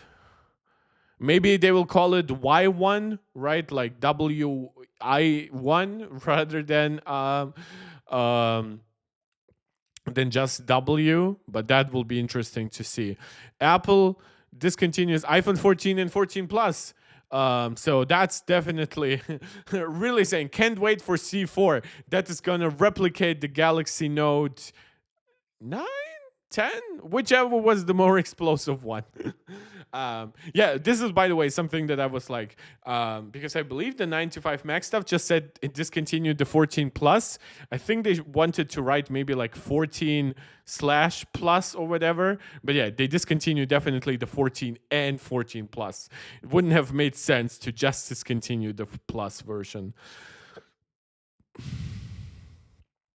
Yeah, but you can see, by the way, like even all these websites, they do not have that much. Yeah, the Note 7. Thank you, really. Thank you. I don't know why I thought it was such a more modern Note. I guess I kind of associate the last notes, right? Like, or the last two notes or something like that, with basically like killing the Note. And while I know subconsciously that yes, the Note 7 was the Note that was exploding, the actual death of the Note series did not necessarily come right away from the Note 7. Now we can argue if the Note 7 did so much damage to just the Note branding that it just wasn't worth keeping it up. But that's why I sometimes think, was it, which Note was it? Even though obviously Note 7, yeah. Uh, is that why Samsung is scared of going for silicon batteries? I'm not sure. Like, technically, I've seen I mean, if you really wanted to give Samsung the benefit of the doubt, you would kind of expect them to introduce like solid state batteries, and solid state batteries are not solid state batteries. So there's a new generation of batteries coming around specifically for EVs, and they're mostly focused on security, right? So if you puncture the battery, it does not explode. Now, that does not mean it's a solid state battery in the definition that we have talked about that for years, which means that it does not have like ions traveling through like a semi-liquid mess basically in between. And when you open that up to the world, the oxygen just makes it ignite. But here, that's a very stupid way, by the way, to summarize batteries. I know that, but my brain is also at this point a little bit tired. But yeah, like if I were ever going to give Samsung the benefit of the doubt of being afraid of new batteries, then I still wouldn't understand why they wouldn't push for at least much safer batteries, right? If you're so traumatized by the Note 7 experience, why not give us batteries that actually prevent that from ever happening again? And then there's also like Mr. Who's the Boss, who like made the video that Samsungs are like the phones that are the most prone to like battery swelling over time. So yeah, yikesy. When do I think 18.4 beta is coming out? Probably never at this point. No, I think it's coming probably tomorrow or next Monday or Tuesday. That's the last I could see it. Now, again, because of some of the stuff we see with the iPhone 16e, and that's let's actually go to the we can do here. When we go to the iPhone 16e, then there is stuff for it that needs to come like in the form of a software update. Most notably, the action button to add support for visual intelligence, that will come with like a new software update. Right, that right now is not baked into iOS. Now they could call it still iOS 18.3.1 if they wanted to, but most likely they will call it iOS 18.3.2. So and I think at that point we'll probably get a launch with a few bug fixes and whatever for all other iPhones too by the very end of February at that point. And that will also include this option for other action button iPhones. That's how I think it will play out. Samsung is developing them, but SSB are not ready. Again, solid state batteries, the way I'm not talking about the actual like revolutionary technology that will bring much higher battery densities and shit like that. Like that's not what I'm talking about. I'm talking the marketing solid state batteries that we're seeing in some newer EVs, like by BYD and shit like that. 9R, I think it's not a real problem. I mean, Samsung doesn't have to be afraid of making the battery bigger, but they are doing better tests to test its health. Yeah, I'm not saying that Samsung is doing bad in terms of by not, for example, adopting silicon carbide batteries right away. What matters to me as an end consumer is never really the technology that you use to get there, but that you got there, right? Have a nice battery life, have a good screen, have a well-feeling product. By the way, does the iPhone have the 16e does it please have stereo speakers? Like, because if it doesn't, I think I'm gonna kill Apple at that point. Because this is one thing that is rumored to be cut from the iPhone 17 Air, and I really hope they don't go. Because this would be one thing where I immediately say, no matter the price, no stereo speakers on a device in 2025, especially a product that is not like a $350 device. That is absolutely worth voting with your wallet and saying nope, not picking that up. So front-facing camera, cellular and wireless, secure Apple Pay, Apple Card, audio, FaceTime audio playback, spatial audio playback, supports Dolby Atmos, stereo playback. Yeah, okay, so pretty good stereo actually. Um, Jan saying Crazy doesn't have MagSafe. Yeah, we covered that a little bit already. 9R saying what? No, it has stereo. I was just checking. It doesn't just have stereo. It has even has like Dolby Atmos. Ducky Boy, what? The 16E does not have MagSafe. Nope, it does not. Not even with a case. It maxes out at 7.5 watts wireless charging. It does not have the magnets to attach to accessories. And right now, there's no official Apple case that would give it the magnets the way like the Galaxy S25 series has cases to do that. 9R saying, yes, Ducky Boy. 9R, you're making the other people angry here with the information.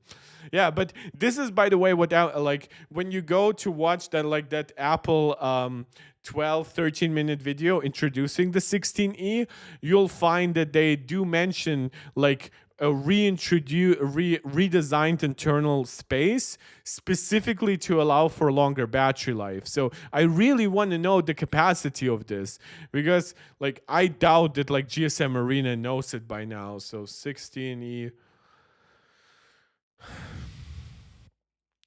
battery. Yeah, so lithium ion, so they have no idea what the capacity is.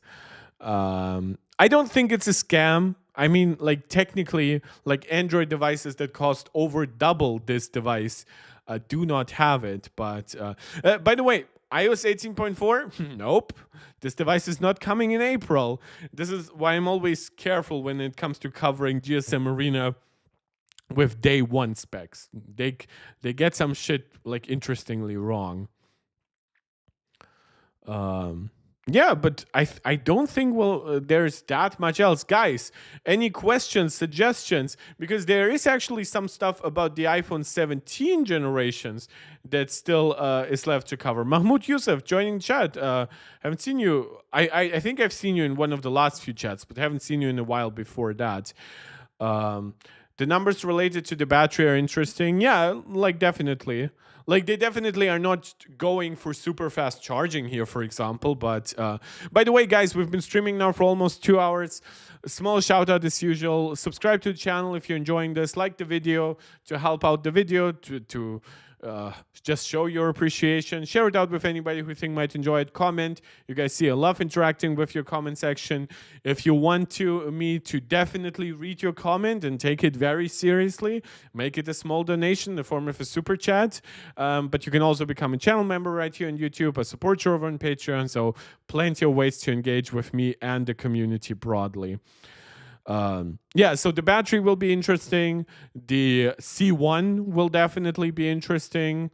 The camera will be interesting, but probably not very surprising, in my opinion. Wi-Fi, yeah, it's a disappointment that it doesn't have like Wi-Fi 6E, but I do understand, for example, why they're not putting in Wi-Fi 6E. Like, I do not have Wi-Fi 6E router at my home, and I'm like a tech enthusiast. Do you think the E-series will become an annual certified phone? Annual, I'm not sure, but maybe it could be updated on like an 18-month cycle or a 24-month cycle. Annual is a big commitment. Annual takes away from like sometimes your abilities for your design teams and stuff like that. It is a strain on like the marketing to have so many devices. But if it sells really well, especially at like, let's say the 512 gigabyte version is like 10% of all sales, and at that point it has like huge margins, right? Because the storage costs Apple almost nothing, but they get to sell it for this phone for $900. At that point, it has like what 60% margins. That if that works out, yeah, then I could see it becoming annual. But whether or not it does, don't forget we still have the Air to be introduced to the lineup. So the lineup will keep changing, not necessarily expanding, but changing. The Plus changing to the Air. And we'll also at some point get either flips or folds, so however you want to see it. It's confusing because does it mean it will just not be a 17E but it will be an 18E? Well, I cannot tell you that. There is a chance that they will make it annual. It's just not my prediction, but yeah, I could see them having and waiting until it's time for an 18E. Xr XTV11. I have an iPhone 12 with a broke screen. Which iPhone should I buy? Thanks, buddy. I'm from Spain. 709 euros. 709 euros. I assume that's the price of the 16E for us in Europe with the 19% value added tax. Yeah, you know what? I'm not even going to look that up. Yeah, I mean, the 16E is not a bad product. It depends, though, because the iPhone 12, obviously, when it launched, it was more like an iPhone 16 is right now.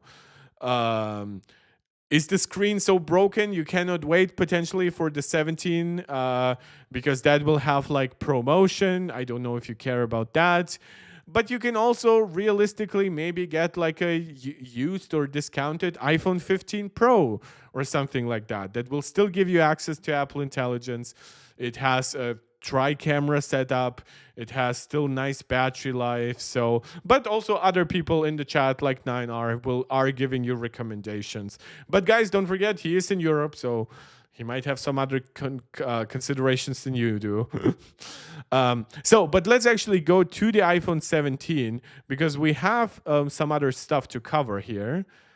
Do they not sort the rumors?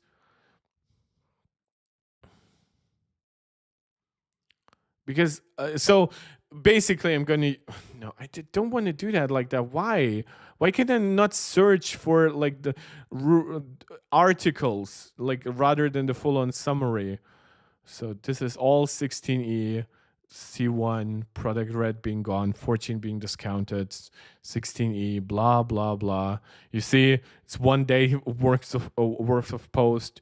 So this is one thing. So this is coming from Instant Digital, a Weibo user. This actually came out, I believe, before yesterday's stream, but I kind of missed it.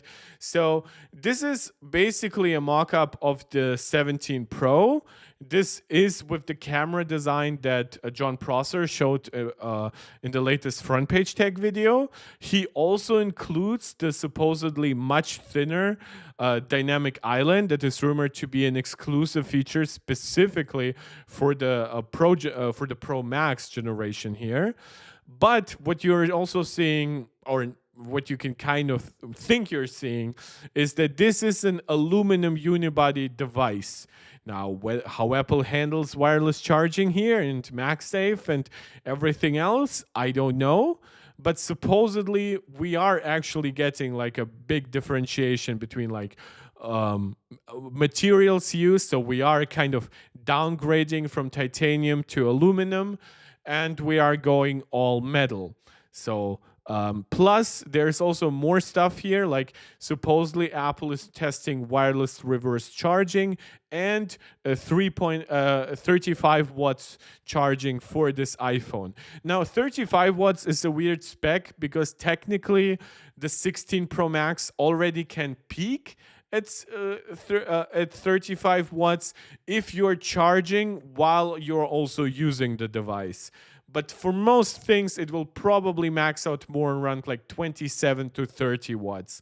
So whether that's an actual increase in capability when it comes to charging, or it's just the same spec point, I couldn't tell you.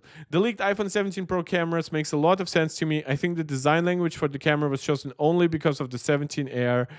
Do you mean that the 17 Pro does not make sense because it basically just takes the 17 Air and makes it larger? Or does that make sense to you? Because otherwise it would look confusing in the lineup. Now, I have said already that this design, for one, works for me. I wouldn't like these kinds of super bright camera rings around it in like an entirely black glass cutout.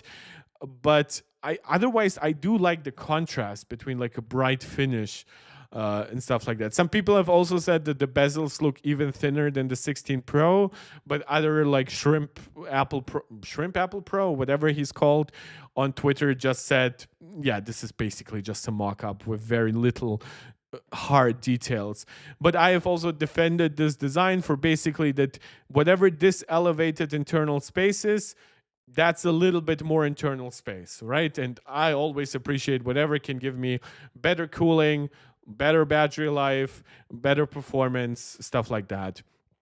So with reverse wireless charging, supposedly 7.5 watts, which is faster than a lot of Android devices, which max out at 5 watt. But again, it does really much depend on the charging curve. It might peak at 7.5 watts, but then like trickle down to 5 watts relatively quickly. Also, like a lot of the products mentioned here, AirPods, Apple Watch, they might not even want to charge at 7.5. They might want to peak at 5 watts. So if you are reverse wireless charging an iPhone, that's one thing, another phone, or like a MagSafe battery pack, because those ones actually had reverse wireless charging with previous iPhones designs. So you could actually charge the iPhone overnight rather than the MagSafe pack or the MagSafe battery, and it would like charge up as well. So the iPhones do have reverse wireless charging, but it is somehow exclusive to the MagSafe battery pack. And now that the MagSafe battery pack is just not being updated, people have been asking, when can we get a new one? Apple discontinued. So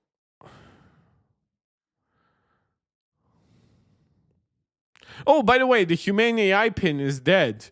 So it will not get any further support. And their HP has bought the company, and they are encouraging you to basically recycle it, to get it to e-waste. Apple will use the long camera frame design language for the iPhone 17 Air to make it less shaky. Yeah, I know a lot of people care about that, but in order for design to not be odd, they will do it on all versions. Yeah, I understand that. I'm just asking if you actually like that. Because I do like it. I actually do like the 17 Pro design a lot more than the 17 Air design. So this is why I was like talking about it. So yeah, so these are basically the two 17 Pro things I wanted to cover. So basically the 35 charging, which again technically already exists, but maybe Apple will optimize the charging curve. And then the use of the aluminum frame. This is from which this is coming. I believe Jeff Poo has talked about it in the past. Okay, so this is still Jeff Poo. Okay, so again, this is basically like repeating old stuff, but it will be interesting. And again, we still don't know how they will handle wireless charging and stuff like MagSafe with such a design. But yeah, that's kind of it what we have gotten since yesterday. I mean, I have been doing daily streams. So by the way, I might be able to stream tomorrow. I'm not sure, so I really wanted to get as much out of the way as possible today. So let me know if you have any questions, any suggestions. Thankfully, I prepared enough water for myself.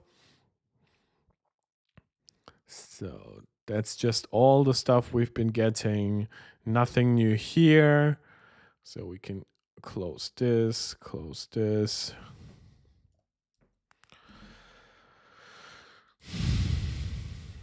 iPhone 16e, it's Apple's more expensive iPhone 16 in one big way. Let me guess, it's battery life. Yeah, so 26 hours of video playback rather than 22 hours being the biggest standout, and supposedly the C1 modem being the most energy efficient power efficient modem ever on an iPhone, which is a big claim because whatever the latest modems they've been using across the 15 Pro and the kind of updated version in the 16 Pro definitely are not bad. 9R, I have a question for you. Do you like the shiny camera square to be the same color as the phones like Apple does, or do you prefer to be a black square in all cases? That is something Come to me, microphone. I'm not going to lean forward. That's something that I've been thinking about, because I do not want to be a flip flopper and say I like it the way Apple does it, but in a way I kind of don't care. But one thing that I wouldn't want it to be is to be like the exact color, but just shiny. If you are gonna make it a like somewhat color match, do what you do a little bit with the iMac, which for all its visual faults, right, does have a very recognizable design where you have this saturated color on the aluminum frame, and then you have a color sort of reminiscent of that metallic color on the bottom, right? On the bottom part of the glass. Now, I kind of almost wish that the entire bezel was uniformly that color, but that's actually, like, realistically, it's visually distracting. So, yeah, like, maybe do something like that, Apple. Again, I know people will look at the white bezels and declare this is the worst looking product since whatever bastard brother of sliced bread exists, but I think that the color matching between the aluminum and that bottom portion of the glass is actually quite pretty. So if Apple pulls off something like that, I would be for it. As it currently stands, I kind of would prefer the entirely black thing, but I'm not sure. The question would be more interesting if I ask you about the camera rectangle in the 17 Pro. I actually disagree. But it's for me specifically. On the 17 Air, I honestly think both things work. So it really doesn't matter. Now, yeah, that technically agrees with your point, right? The bigger thing obviously is more impactful on the overall design. But here, I just really don't care. For one, I'm not buying the 17 Air. But also, I think that either one could work. But then on the 17 Pro, it really depends on the specific implementation. I do like this one, but this is like a render. So the way they might have colored the glass here might be not representative. But I do like that it's kind of gray, right? It's not black, perfect. So maybe that could be a differentiation. Now, I definitely do want this to be just glossy black on whatever matte black device it comes around in. Now, this here also depends on the specifics, though, because I do very much dig the bright aluminum body versus the black, like, rectangle or squircle or whatever, right? But then I'm not a huge fan of the very bright camera rings. So, but then again, if you look kind of from the side or the top, that kind of looks good because now the camera rings are just very much visually aligned with the rest of the chassis. It's really hard to say.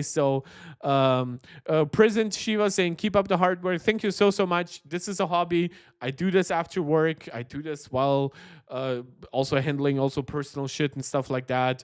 I'm on a big weight loss journey, so I'm working out a lot. So it's really hard to find the time to stream. So thank you. Thank you very much. I know it sounds kind of fake, but I really appreciate whenever you guys come along, you comment, you help grow the community with your presence by recommending it to somebody else, joining even me on Twitter sometimes to talk. Join me on Blue Sky, by the way, guys, trying to reduce my usage on Twitter. So thank you. Thank you so much. I don't remember seeing your name before, but I really appreciate the comment.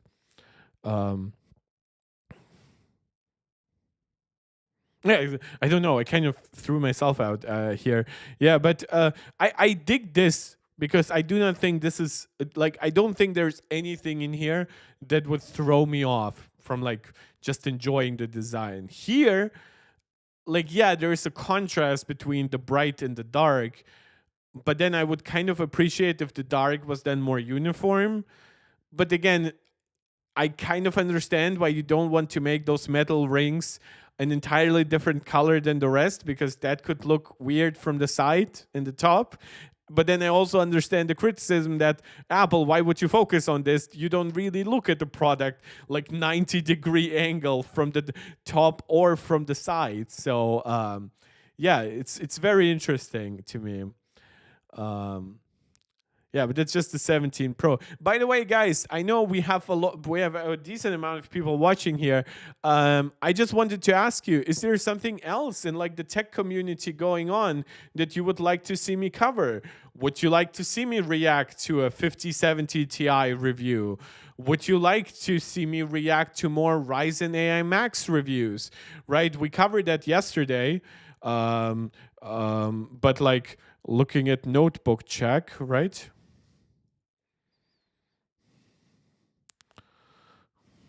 Change to English, please. Change to English, please. And looking at the Ryzen AI Max. There it is. So we've covered already a lot of benchmarks yesterday. We can still go through some of that today.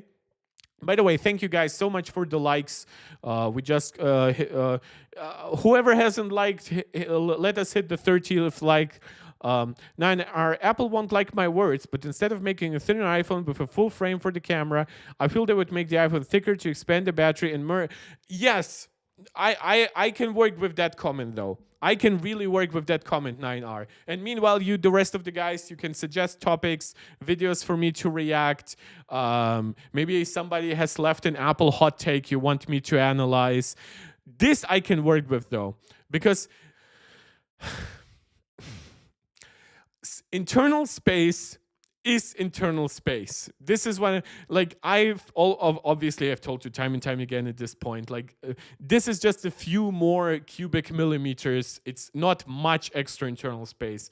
But some people might say, well, but the battery is here, right? Why would in more internal space here potentially result in better battery here, right?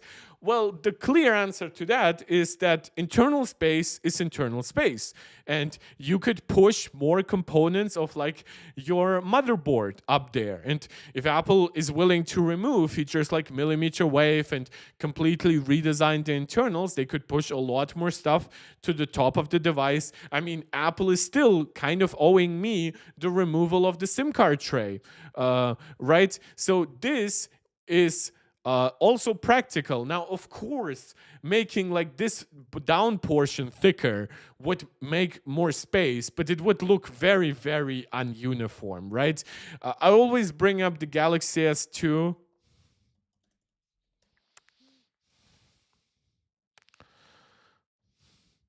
Right, which was like in the discussion with the iPhone 4 and 4S of the day, like which one is thinner. And that one was thinner around basically most of the chassis, but then it had like that little bump. And this is but that bump was necessary, like for the speaker down there, the home button shit, the capacitive touch sensors, the charging, whatever else you wanted to fit down there at that point, right? This is kind of what we'll be going for with the new iPhone. Is just very much going to be focused around expanding internal space around the camera. Now, if they just made like this camera, this bump down below, but they made it like 60% larger, but then they still would have to have a camera button, so a camera bump. So that would leave us what? Like 1/5 of the device without bumps. That would just look weird, like almost like a medical condition. So yeah, I understand it, but I do also really, like, I understand your concern, but yeah, I also very much believe that this design will be better received than a completely asymmetrically thick one. Like, this one is clear. We have been used to camera bumps for a while. This is a new take on it. My current phone is the 15 Pro Max. I did not upgrade to the 16 Pro Max. But then again, I also didn't upgrade from my 13 Pro Max to the 14 Pro Max, right? And the 14 Pro Max was arguably a bigger upgrade than over the 13 Pro Max, than the 16 Pro Max was over the 15 Pro Max. So I just don't upgrade every year at this point. Usually I hand down my products to like family members, usually my mom. She then hands down her phone to her mom, my grandma, and that's how we all have relatively new phones. Like my grandma is more than happy even right now with her 10s, and she'll later get a 13 Pro Max. So once I upgrade to the 17 Pro Max, but and I'm definitely upgrading. Like I'm digging the design, I'm definitely digging a lot of the features, and if Apple like iPhone internals, 16 Pro. Show it to me deconstructed.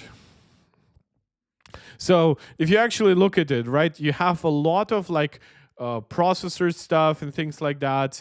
Then a bit of antenna stuff, the Face ID stuff up here, right? Let's say all of this gets thicker. Technically, you could push these components a little bit actually further up by making them thicker, so that you need less space up there. Now you can push the tallest portion of the highest portion of the motherboard a little bit up. You can put a nice, slightly thicker graphene. You could put graphene or copper sheets on it, but you could also use like a vapor chamber heatsink, right? And at that point, the battery, if your motherboard, let's say, moves up just like a centimeter inside the device, now this portion is going to be usable by the internal battery. So this is why I'm saying internal space is internal space is internal space. Even if you free up space that does not exist for the battery currently, it could potentially allow you to move around components, and then you will find more space for more battery, right? But by the way, this is for all the people, by the way, who have asked. I'll just take if Apple made an iPhone larger than the Pro Max, for example, 7.2 with 7.3, would you accept it or not? Only with very slim bezels. Like they would have to be even slimmer than on the 16 Pro Max, and it would have to be a very definitive iPhone upgrade. Like it would have to be an Ultra model. I wouldn't like I don't like taking away users' options, and I think if you go from 6.9 inches, which is already an like even a question for some people who have come from 6.7-inch iPhones, because the bezels are thinner, but not that thinner. Like a 6.7-inch product is still larger than a 6.9-inch product is still larger than a 6.7-inch product. So if you are gonna move, let's say 7.1, right? Let's say you're doing that 0.2-inch jump again. But you're doing it for the Ultra. Yeah, Ducky Boy, you're saying don't see us going past 7 inches, but is 7.1 inch really going that much past 7 inches? Like, I definitely do us never, like, except for an iPhone Fold or whatever, I don't see us ever going to like 7.5, 8 inches, right? Not with the aspect ratio we're currently working with. But when it comes to if the bezels were thin like the 16 Pro Max, if I had to, if there was like no other Pro Max iPhone, 7.3 would really be pushing it. But let's say 7.1, yeah, I would. If it is an Ultra iPhone and it's an optional costly upgrade, but it also gives me like the biggest, largest camera sensors, it gives me like variable zoom on my telephoto camera and shit like that. It gives me actually a decent ultra wide. It further improves some other shit. Yeah, then I'm definitely fine with it being slightly bigger. But at that point, there's also material questions because, yeah, my iPhone is actually pretty heavy. It's 240 grams. No, my iPhone is actually not that heavy. Sorry. My previous iPhone, the 13 Pro Max, was 240 grams. Then my iPhone 15 Pro Max was around 220 grams. plus minus 2-3 grams. Then the iPhone 16 Pro Max, because of its larger battery, now is around 230 grams. Now I would be fine returning to 240, maybe pushing it all the way up to 250. That's 1/4 of a kilogram. That's substantial. But beyond that, no, I wouldn't. Like at that point, it's just I would question why I'm even like I know that we have like the word phablets for really large products, but that would really be pushing it. That would really be pushing it more into like mini tablet stuff. Like it's not just a hybrid somewhere between a large smartphone and a small tablet. It would legit be more like a mini tablet. Yeah, Ducky Boy can go above 250. I agree with that. That might sound arbitrary, but it really shouldn't be. No, if there was an iPhone 17 Pro Max with a 6.9-inch screen and a 17 Ultra, and somehow they came with exactly the same specifications, I would buy the 6.9-inch version. Yeah.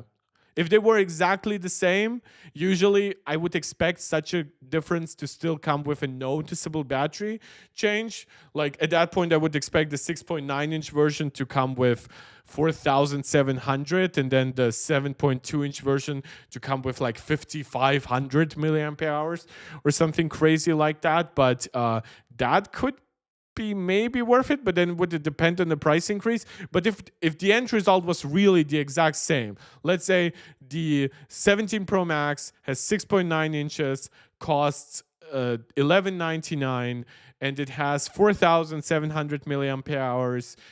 The 17 Ultra has 7.2 inches, comes with an ever so slightly larger battery just to make up for that larger screen. But the cameras are the same, the speakers are the same, the haptics are the same, and it's just heavier and larger.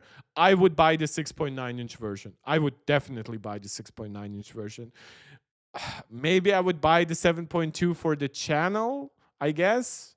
Just to, like, I guess it would be good for unboxing videos. But for myself, I definitely would prefer the 6.9-inch version. Especially since I hand down my products. Like even my 13 Pro Max is quite heavy for my mom and stuff like that. Thankfully, my 15 Pro Max will actually be an improvement in that regard. But in the future, I know I'll hand down 6.9-inch nice devices to her. But handing down like 7.2-inch, that would be really pushing it. Yeah, but guys, cool questions. Yeah, I never think about stuff like that because I kind of know that Apple is not ever going to go too crazy. Like I know stainless steel, 6.7 inches was a heavy combination, but it never was too unwieldy for me. But then I have decently sized hands and I'm a big boy. It's cool to consider that. So this is something that I've been covering, especially on Twitter since yesterday.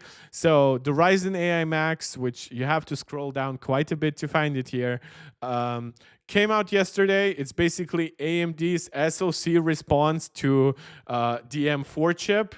So 16SE has not cinematic mode. No, cinematic mode only works with real dual cameras. I know Apple says that this one includes like a telephoto solution. Yeah, but I'm Wallet. Nope, no cinematic mode. By the way, guys, I know I'm not asking you to spend a ton of money, but a super chat goes a long way to have me read out your message once the chat goes a little bit crazy. And other languages will not help.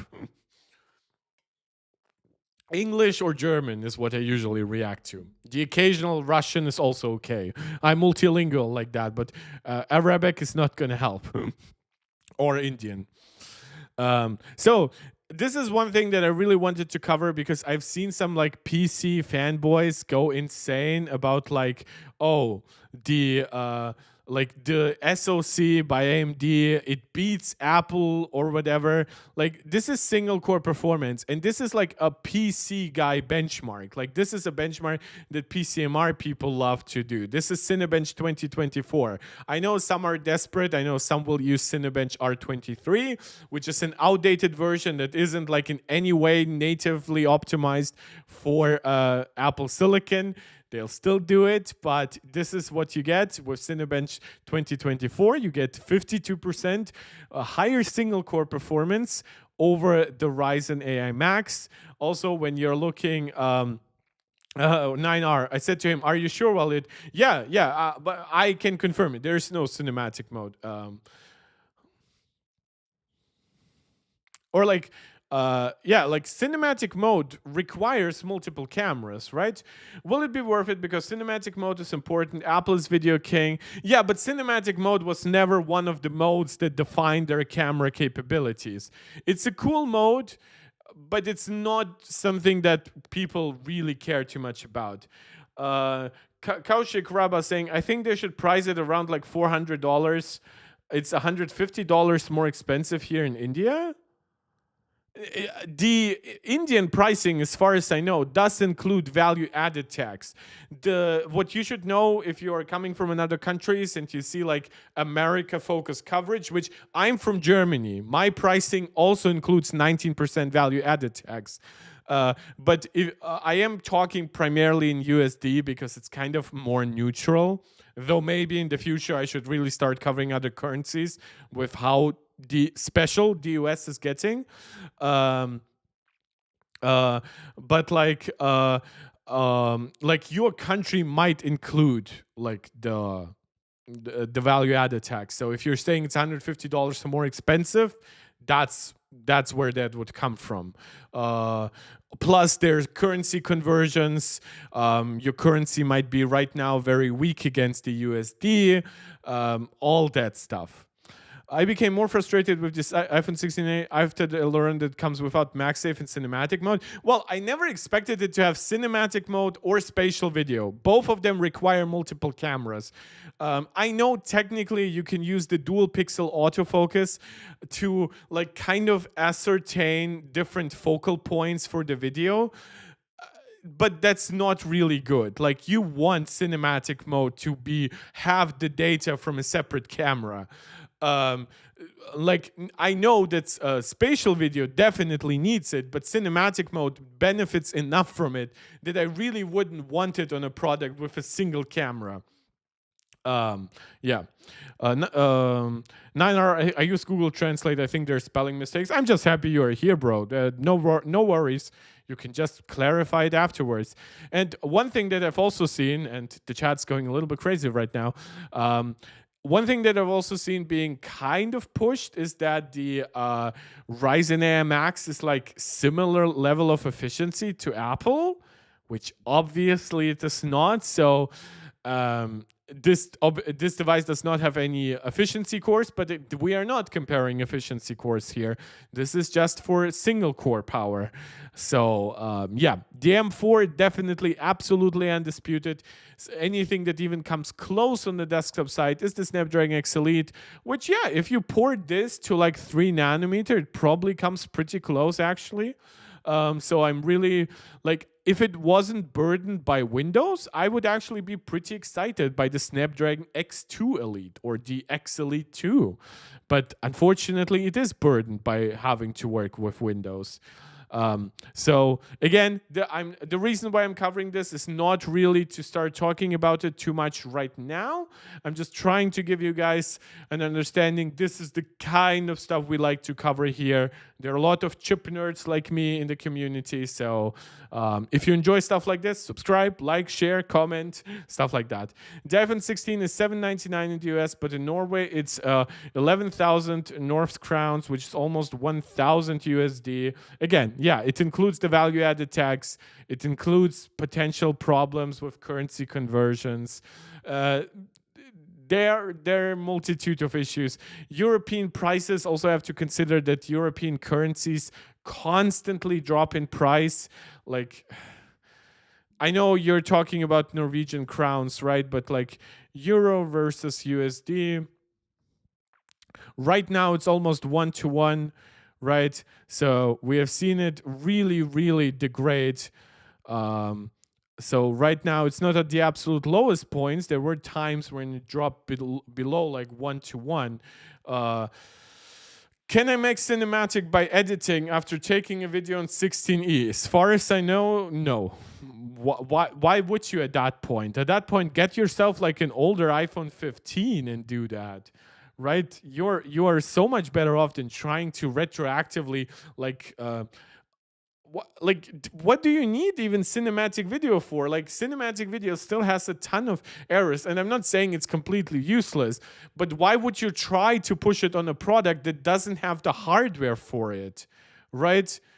Again, there are downgrades that I accept versus the iPhone 16, and having one fewer camera and having the features lost that come from having dual cameras, to me, is acceptable. What I do not find acceptable is taking out, for example, MagSafe, because that has been around an iPhone since the iPhone 12. Yeah, Ducky Boy, you would need some AI shit, but again, why? Why would you work with like an inferior camera with like less data to only subject it to then like AI shit? 9R saying you'll leave. You enjoyed talking. Thanks, brother. Thanks, brother, too.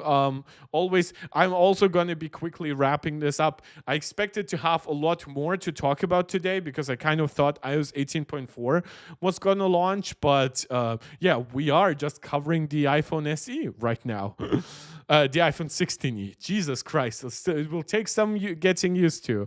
So, did iOS 18.4 potentially launch? Nope, it did not. This is the game that we've been playing for like the last 3 streams. Whenever we hit a new hour, I just go and look. Yeah, I guess I can kind of finish because this is something that I like to cover. And I know that you guys don't need to care for it that much, but I would like to see the 5070 Ti review. Let's actually see if there's maybe a shorter one from LTT. Yeah, so it's 11 minutes. I'll think I'll watch that and then I'll quickly wrap it up. It's called DE. What does 16E mean? I mean, it's the 16 edition. No, like E is just cheaper.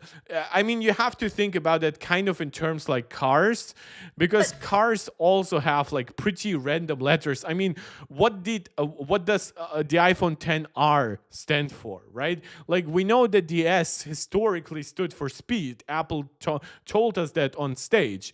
The iPhone 3GS stood for speed because it had way faster 3G than the first iPhone's 3G. Well, the C stood for color on the iPhone 5C. So you cannot really use C because C didn't stand for cheap. It stood for color. S stood for speed.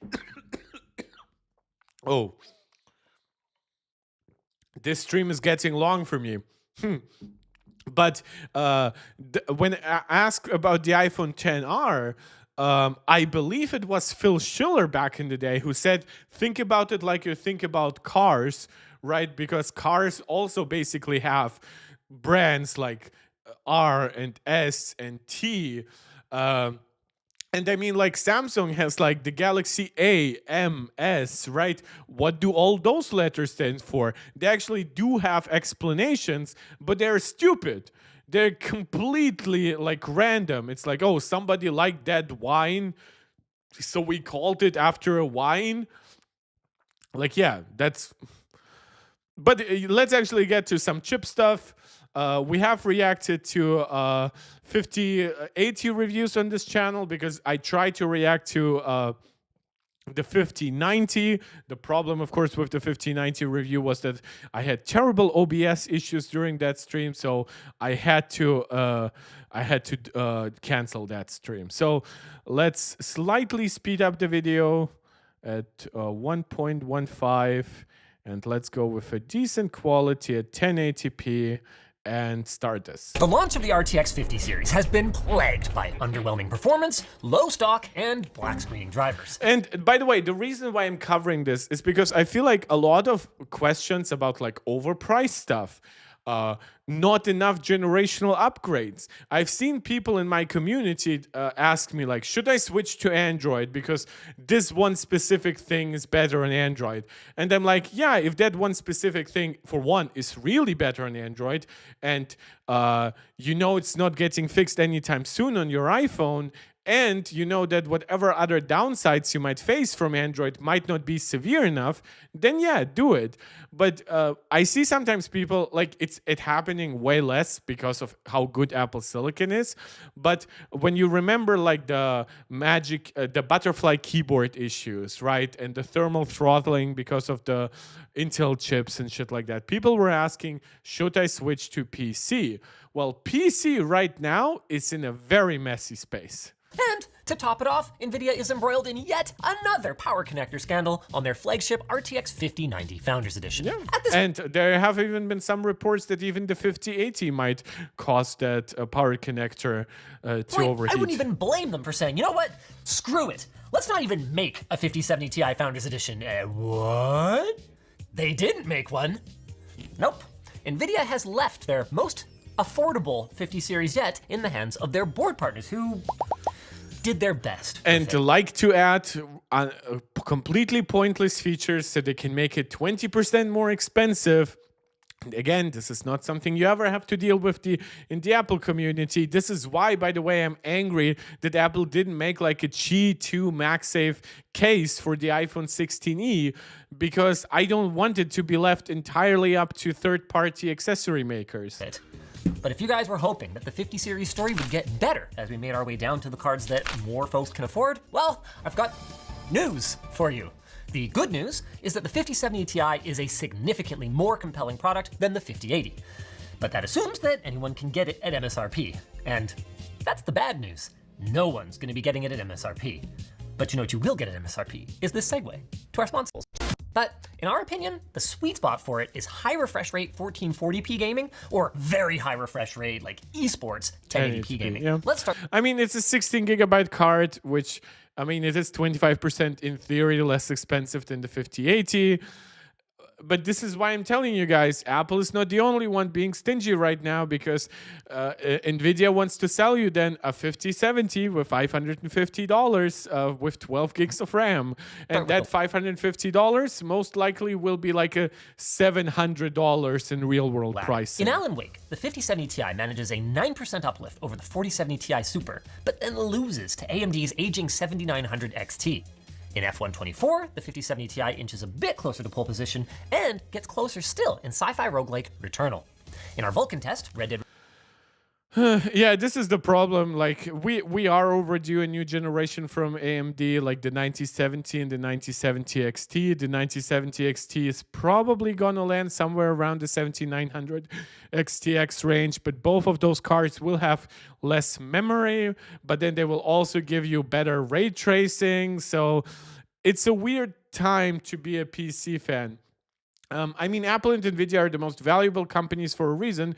Their profit margins are insane. Yes, but in fact, NVIDIA's hardware profit margins are actually significantly higher than Apple's. Apple makes a lot of profit margins with their 70% profit margins on services. Their hardware is in their 30 to 40% range, which is really high, don't get me wrong.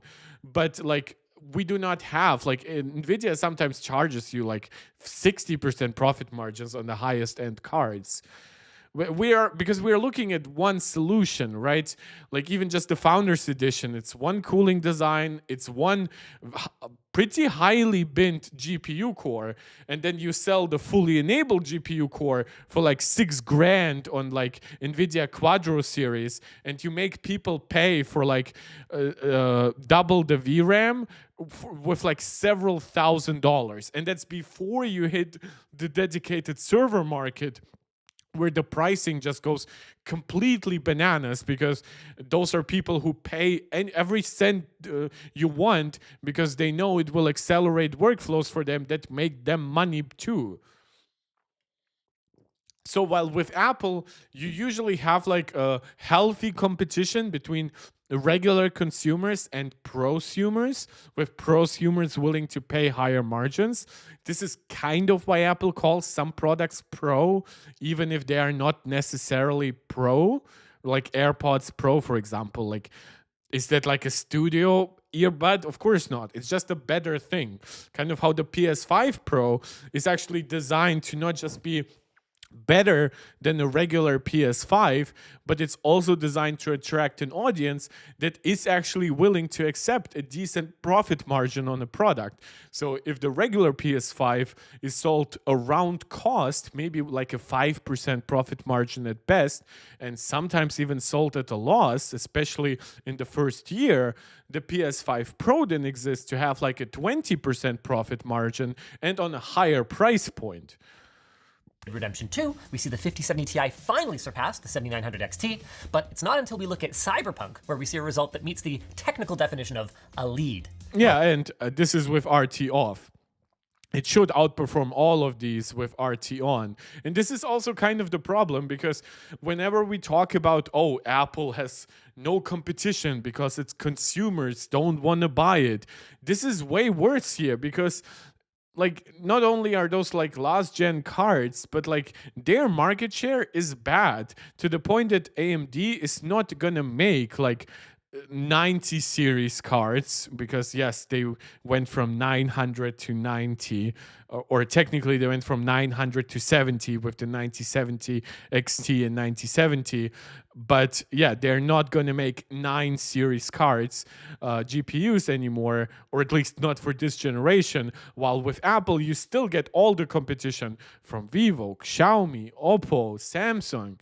So again, whenever I see people really complain about the smartphone market, and they're like, "Oh, I'm like left with no alternatives," I'm like, "Yeah, it could be worse." Albeit barely.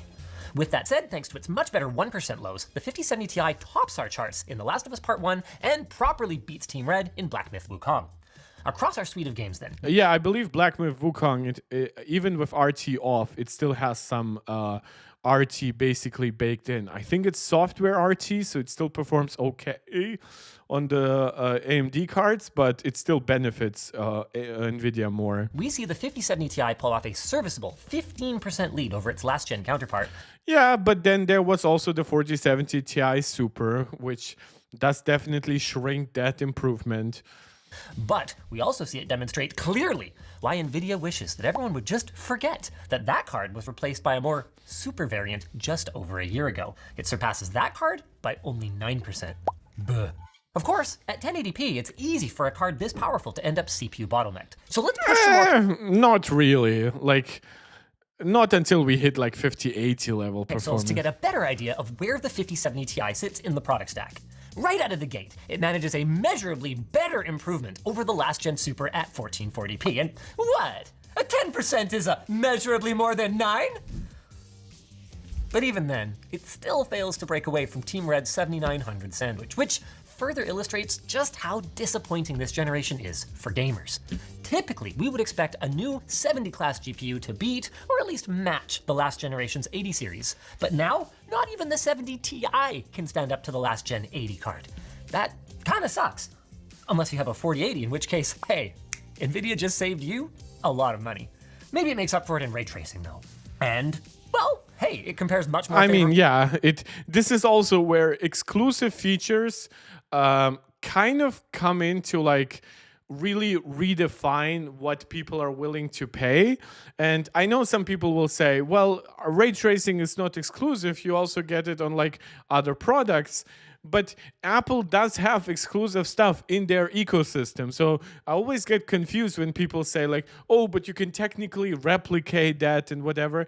Yeah, and you can technically replicate ray tracing on the last generation of AMD cards, but it's not going to be quite the same. And while yes, you can argue that maybe some features like real multitasking on a big smartphone screen are more important to you than anything that Apple offers inside their ecosystem, that's cool and all, but like never forget that people will pay, sometimes hand over fist, for features that they care about. Max Maximus joined the chat, one of our MarkTech Pro Max tier supporters here on YouTube, saying, hi, had some stuff come up, sorry, we'll rewatch tomorrow. That's absolutely fine, bro. I'm finishing up after this video anyway. My voice is going really, really low. So yeah, thank you. I know you wanted to join for a while. I've seen you and Sam like chat in like the last few comment sections, so all support is very much appreciated. To AMD here, whose 7000 series RT capabilities are more like 2 generations behind NVIDIA. Yep. But we are still looking at a meh uplift over the 4070 Ti Super. I mean, if you want to crank the eye candy without upscaling at 1080. Yeah, this is also where the question is like, NVIDIA has promised like big RT improvements over the last few years. They didn't do that this year so much, so it's not as much fake marketing. But I would argue that, again, this is also something that I can bring back to expectations about Apple. Sometimes rumors will shape our expectations. Like for me, the biggest disappointment about the 16 Pro Max was the lack of a slightly bigger main camera sensor. We were supposed to move from an 1 by 1.28 inch main sensor to a 1 by 1.4 inch main sensor. Apple obviously never claimed it, but leakers did. And people were disappointing when it didn't get that. And a lot of people said that these cards would get noticeable ray tracing generational uplifts. They clearly didn't. It's very much in lockstep with rasterization, sometimes even below that. It's just so much better than AMD that it's kind of hard to complain. So yeah, this is what I'm also trying to cover here. Detroit saying, I would have been better if the camera of the iPhone 16e was vertical. What are you talking about? It's one camera. It can neither be like one dot can neither be horizontal nor vertical. You mean if it's in the middle? Like you don't want, like I know technically the iPhone Air. Wait, what? Like you mean because of the LED flash? No. Like, come on, who cares at that point? Wait, also, doesn't it look way more similar to the iPhone 4 the way it looks?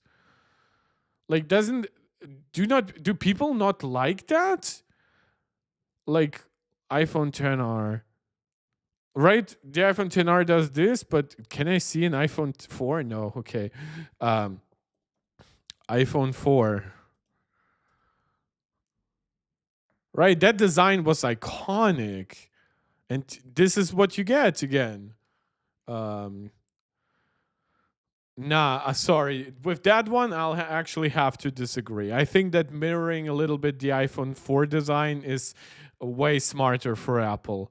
I hope I'm not covering that up with my camera. No, I'm not. Thank you. Thank God. No, sorry. I disagree on that one. I think that mirroring the iPhone 14 is kind of cool. 1080, the 5070 Ti delivers a great gaming experience, outside of the notoriously demanding Black Myth Wukong. But 1080p Ultra used to cost like $300, not $750. The good news is that 1440p ray tracing puts the 5070 Ti in its biggest lead over last gen so far, a 13%. So if you pretend that the Super doesn't exist, the 5070 Ti does provide decent generational uplift. But the non-Super that NVIDIA wants us to compare it to was mocked for its dismal value proposition. And given that I have Supers in my warehouse right now, it's clear that NVIDIA's Operation Chronos failed. Superly. So why isn't NVIDIA's new 50 series Blackwell much better? Well, for a couple of reasons, but the main one is that it's manufactured on the same 4N process node as its predecessor and makes relatively light changes to the underlying architecture compared to last gen. We get lightly improved ray tracing or RT cores, moderately improved tensor cores for AI, and this one is key. Okay, so this is just architectural stuff. We've covered that on the 5080 again. Steve, also, like I've seen you in the last few chats being excited about this. And now it's sorry, I'm trying to think who you mean. It's you, obviously. You're joining from the ISM, but then you next is a super chat, and after that from the gym. Lol. Yeah. It's funny because half the time it's usually like it's either Steve or it's either Max or you joining from the gym. It's all very much appreciated. Thanks you for the 249. Thanks for the super chat. I'm sorry guys. I also had to like respond to like a text message from my mom. So I am a tiny bit distracted at this point. The stream has gone a little bit longer. So if I miss one of your chats, I won't miss your super chats. I promise you that. But if I respond to something a little bit later, please forgive me. Detroit, yeah, like that, because the camera is kind of old, the camera design. It's like the iPhone 8, you know. But yeah, but I think that people are actually digging it. Like retrofuturism is a big part of all this stuff. Seemingly unimproved CUDA core, talking over 100. Okay, so let's look at. Oh, this is just comparison. 50 frames, frame rate, only Okay, I don't think that I'll actually need to. Productivity, conclusion. Oh, let's look at the conclusion. day. You might be happy to spend $150 more than you did last time on a 5070 Ti that nets you over 2.5 times the performance. And that's a totally valid perspective. So why are reviewers so pissed off about this thing and the 50 series in general? Well, it's because at one point, you could wait that same 6 years and the card that you upgraded to would be over 3 times as good for essentially the same. So this is actually really good for us to look at like Apple customers or just like, I guess like connoisseurs of technology in general.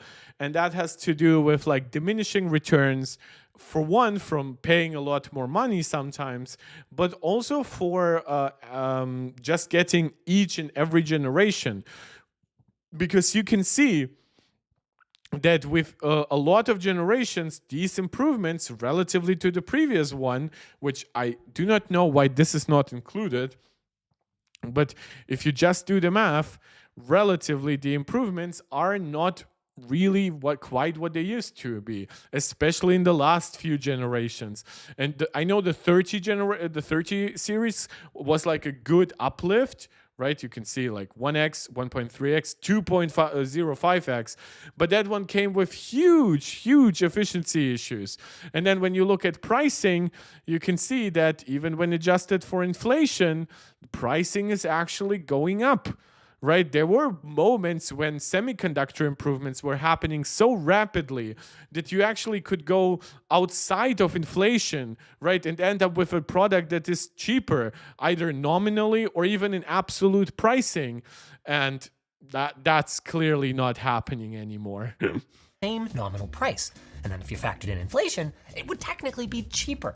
Not to mention that these new cards here can't even be bought at those advertised prices for reasons that seem to mostly come down to NVIDIA prioritizing their AI customers and their shareholders over gamers. I mean, they should be doing that, but I don't think that hiding the real price is actually like fair, right? I actually think that's a legit, like we throw around words like anti-consumer around very easily, but I do believe that using an MSRP that maybe 5% of all sold cards will ever hit is actually anti-consumer. I think it hides information from you that you kind of need and want to know. And yeah, this is something that obviously Apple does not do because Apple does not have a middleman. Like, yeah, they sell you stuff through third-party retailers, but those are not allowed to sell above MSRP.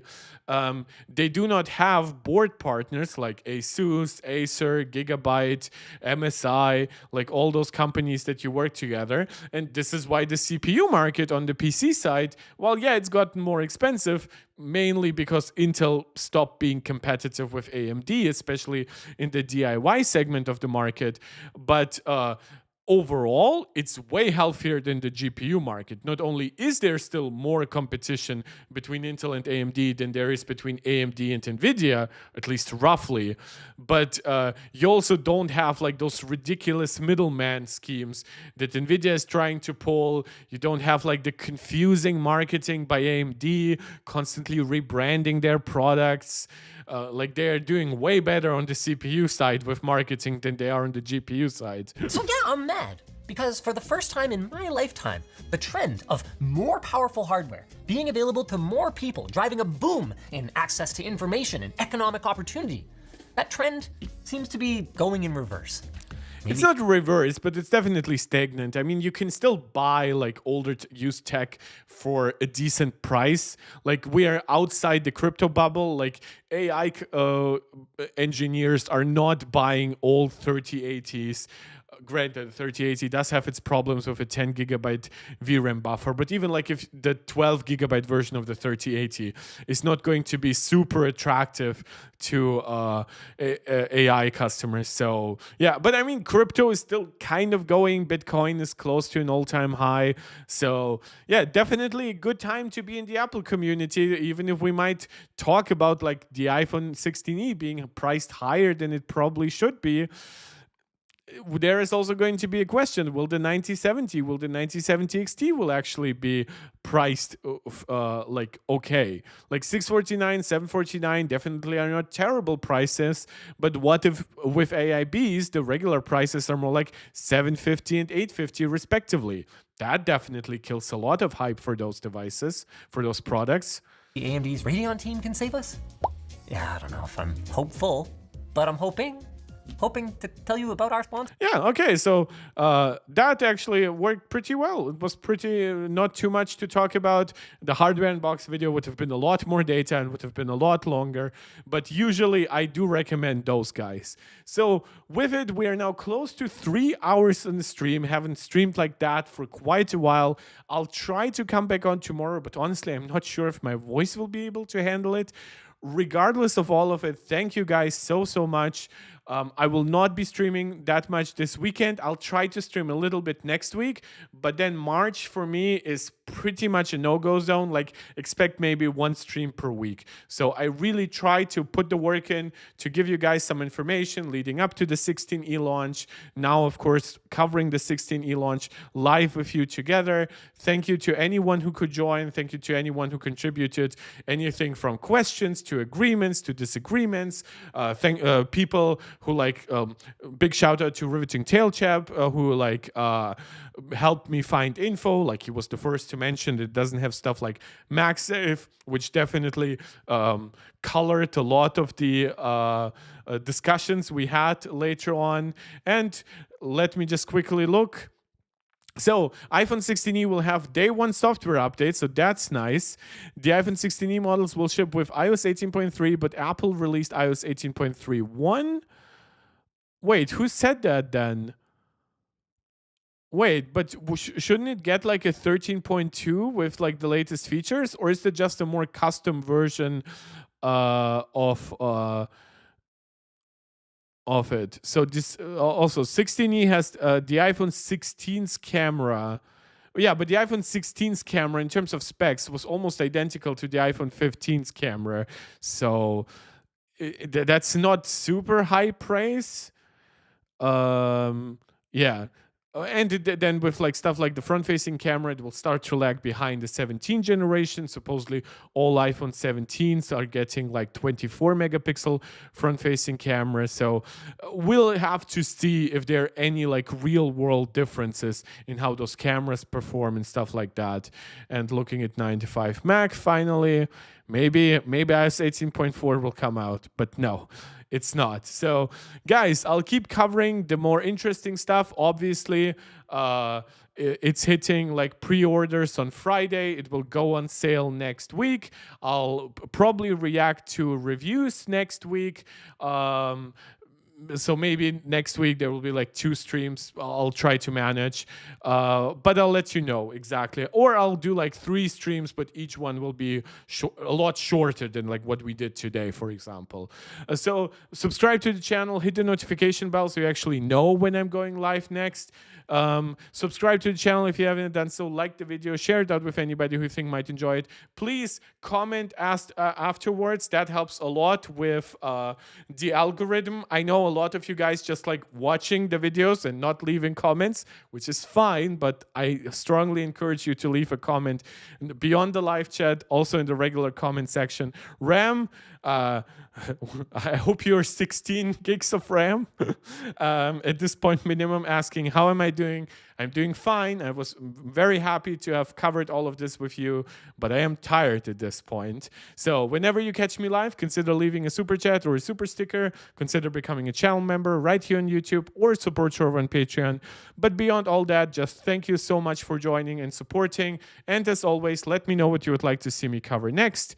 This is Mark Tech, tuning out.